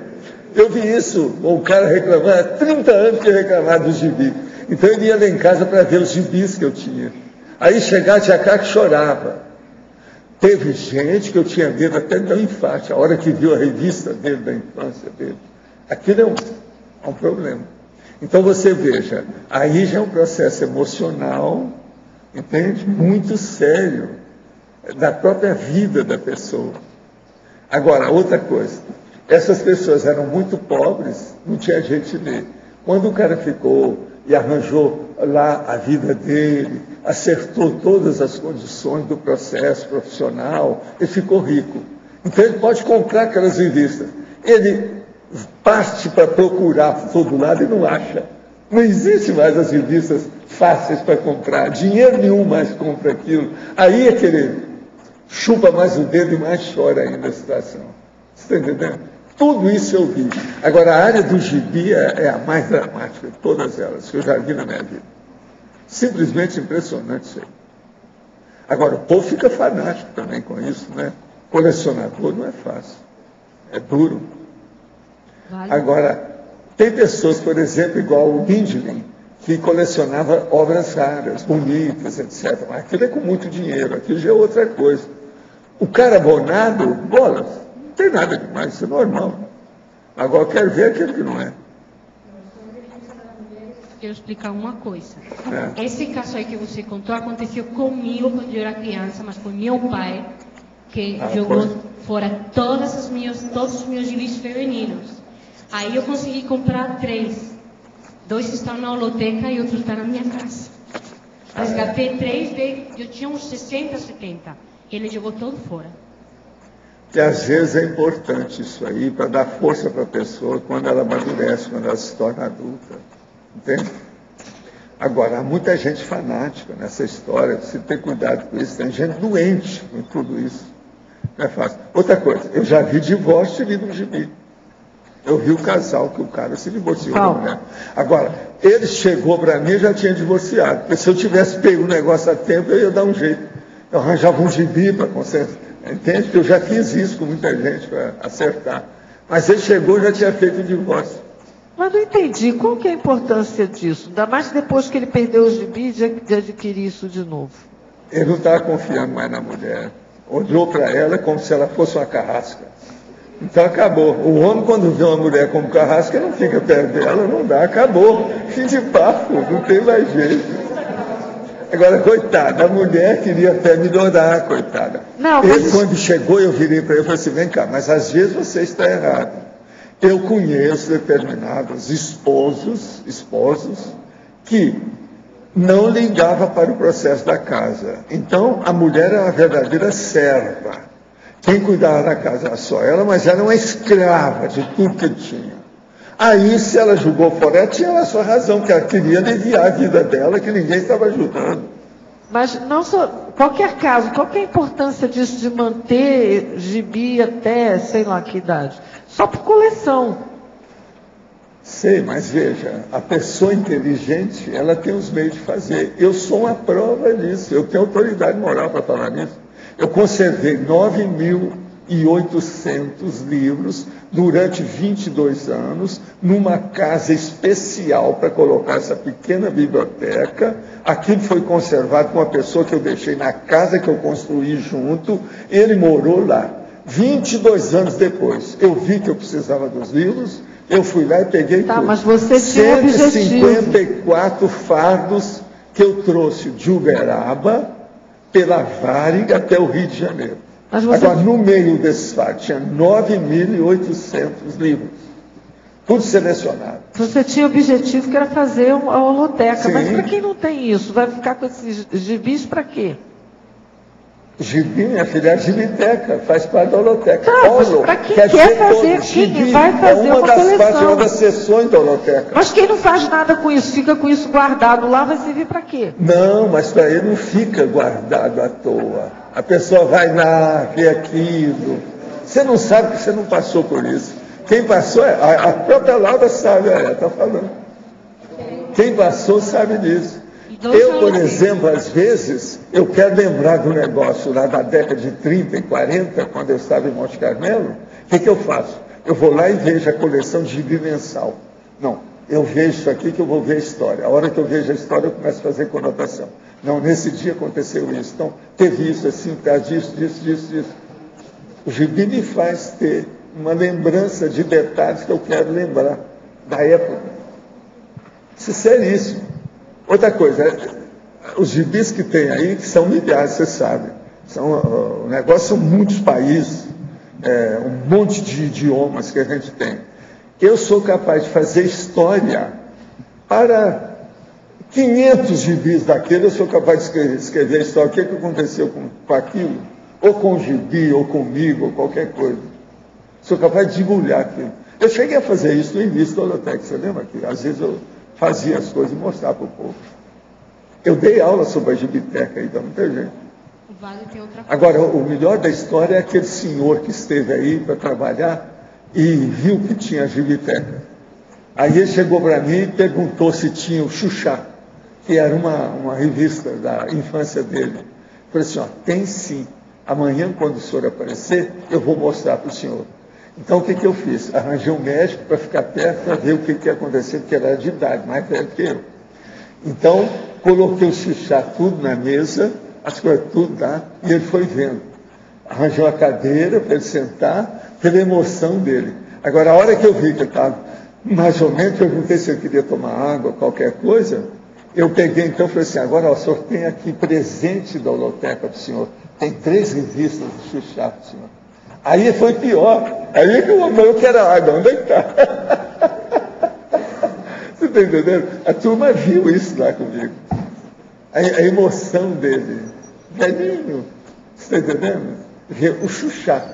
Xuxá é dos mais pobres. Uma revista de tiro assim, grande, que tem lá. Agora, nós temos quase a coleção toda. A hora que eu mostrei para ele, ficou doido. Passava uma coisa pela outra, lembrando o que era. Agora, quantos anos aquilo na vida dele? Por isso que eu falo para vocês, o processo intelectual precisa ser levado a sério nos detalhes, a infraestrutura. Professor Waldo, aqui em cima, nessa parte esquerda aqui no D. Aqui, né, eu queria complementar a parte da Gibiteca. Né? Eu trabalhei um pouquinho com o Pedro Marcelino e a questão do Gibiteca, ela parte da seguinte premissa, que é a pesquisa com infográficos. Né? Essa arte sequencial de infográficos, ela tem na questão tanto de vídeo, animação e na parte sequencial do gibi. Então, quando você desenha e consegue ler algo desenhado, ela parte ser um pouco mais real do que a própria foto ou que o próprio vídeo. Porque em termos de parapsiquismo e relatos fora do corpo, ainda não tem como se tirar fotos e gravar esse tipo de imagem. E quando você parte para a escrita e a partir de um desenho, você consegue colocar num papel algo mais real, porque além do sentimento, a energia que vai ter, que seria o grafopensene, no próprio gibi, ela serve como acervo de pesquisa de micro-universos. Então, cada projeto de desenhistas, entre outros autores de gibis, eles acabam sendo mais verídicos do que até uma própria filmagem, um próprio filme. Então, quando você fala assim, uma pessoa que coleciona gibis, o que ela faria, né, para não formar a holoteca, se você pesquisar em todo o amplo, qualquer tipo de pesquisa que você for fazer, o ideal é que você pesquise em todos os pontos, não só em livros, não só em pessoas, mas também em gibis, em desenhos, em artes, porque elas transpassam o pensene mais real do que a própria fotografia ou outros meios de gravações. Muito bom, muito obrigado. Laura, eu estou esperando os outros 100 verbetes, tá certo? Os nossos comerciais, por favor. Obrigado. Hoje tivemos 51 assinaturas no livro de presença, 20 perguntas presenciais, 13 perguntas online e 27 votos presenciais. Hoje temos também o recado da Rosa sobre o programa Verbetografia, a Kátia sobre o acoplamentário e o Everaldo sobre o curso Teátricas do CPC. Boa tarde a todos. O nosso programa Verbetografia à distância vai começar agora, no dia 22 de março. O início dele é marcado por uma aula online, que vai ser exatamente no dia 22, que cai numa quinta-feira, de 7h30 às 9h30 da noite. E o procedimento, o processo, a estrutura do programa Verbetografia, então, vai ser, a cada aula online, a gente disponibiliza para o estudo da semana alguns vídeos de aula, no total aproximadamente de 2 horas, e também textos, né, que acompanham essas aulas vídeo. Na próxima quinta, outra aula online, no mesmo horário, para colocar, então, tirar todas as dúvidas que porventura tenham surgido durante a semana de estudo de produção verbetográfica. E assim, a cada semana a gente vai liberando novas aulas e a cada semana, às quintas-feiras, de 7h30 até as 9h30 da noite, a gente vai tirando as dúvidas. São, no total, de 12 semanas. As pessoas que não puderem estar online nessas aulas de quinta-feira, isso não é impeditivo para a pessoa não fazer o programa. Por quê? O âmago do programa, quer dizer, a parte mais forte do programa, é constituído exatamente dessas aulas gravadas em vídeo, que trata mais do conteúdo. Essas aulas online, elas são para tirar dúvida, né? Então, essa dúvida você pode mandar por e-mail antes da hora de 7h30 da noite e, posteriormente, quando você chegar em casa, você pode ouvir essa aula. Então, se você não tem esse horário disponível, isso não impede que você faça o programa Verbetografia. O que é importante, então, para fazer o programa Verbetografia? É você ter vontade de escrever o verbete para a Enciclopédia da Conscienciologia. Então, a gente espera todos vocês. O contato para inscrição é com CAEC. O e-mail é caec@caec.org. Obrigada. Boa tarde a todos. Gostaria de convidar os interessados no desenvolvimento do parapsiquismo para a próxima turma do acoplamentário, que será realizada no próximo final de semana, dias 16 a 18 de março, aqui em Foz do Iguaçu, no CAEC. A temática do curso é para direito. Para direito, para quem não sabe, é a vivência, o lado prático da cosmoética, tá certo? Quem não conhece o curso pode se aproximar desse laboratório adquirindo o livro Manual do Acoplamentário. Então, se você tem vontade de saber como que é esse curso, como é que funciona esse laboratório, você pode adquirir essa publicação. Os EPICONs do curso vão ser Cristina Aracaki, Alcir Alves e eu mesma. Mais informações vocês podem adquirir na recepção do CAEC. Muito obrigada. Olá pessoal, boa tarde. Eu gostaria de reforçar o convite aos tertulianos e aos teletertulianos para o curso que vai acontecer agora, vai dar o primeiro módulo entre o dia 23 a 25 de março, que é o curso Teáticas do Código Pessoal de Cosmoética. Esse curso tem como objetivo ajudar a pessoa na aquisição de técnicas para a implantação do CPC no cotidiano. Tá? O autoposicionamento pessoal quanto à cosmoética diante dos fatos da vida, a qualificação da intencionalidade pessoal, dentre outros benefícios. Os principais tópicos que serão abordados no curso serão sustentabilidade da interassistência, a utilização do CPC para ativar a autodespecificidade, a interação, a integridade e a coerência pessoal. Então, esse curso que acontece em 2 módulos, o primeiro módulo vai ter início agora no dia 23 a 25 de março, é de uma sexta-feira ao domingo, e o segundo módulo entre o dia 25 de maio a 27 de maio. São apenas 20 vagas e nós temos poucas vagas. Maiores informações, basta contactar a recepção do CAEC. Obrigado. E o verbete eleito para amanhã, lembrando a todos, é o Vitalidade Somática, da especialidade Homeostaticologia, do autor, professor Gilson Vieira. Obrigado pela sua presença e até amanhã.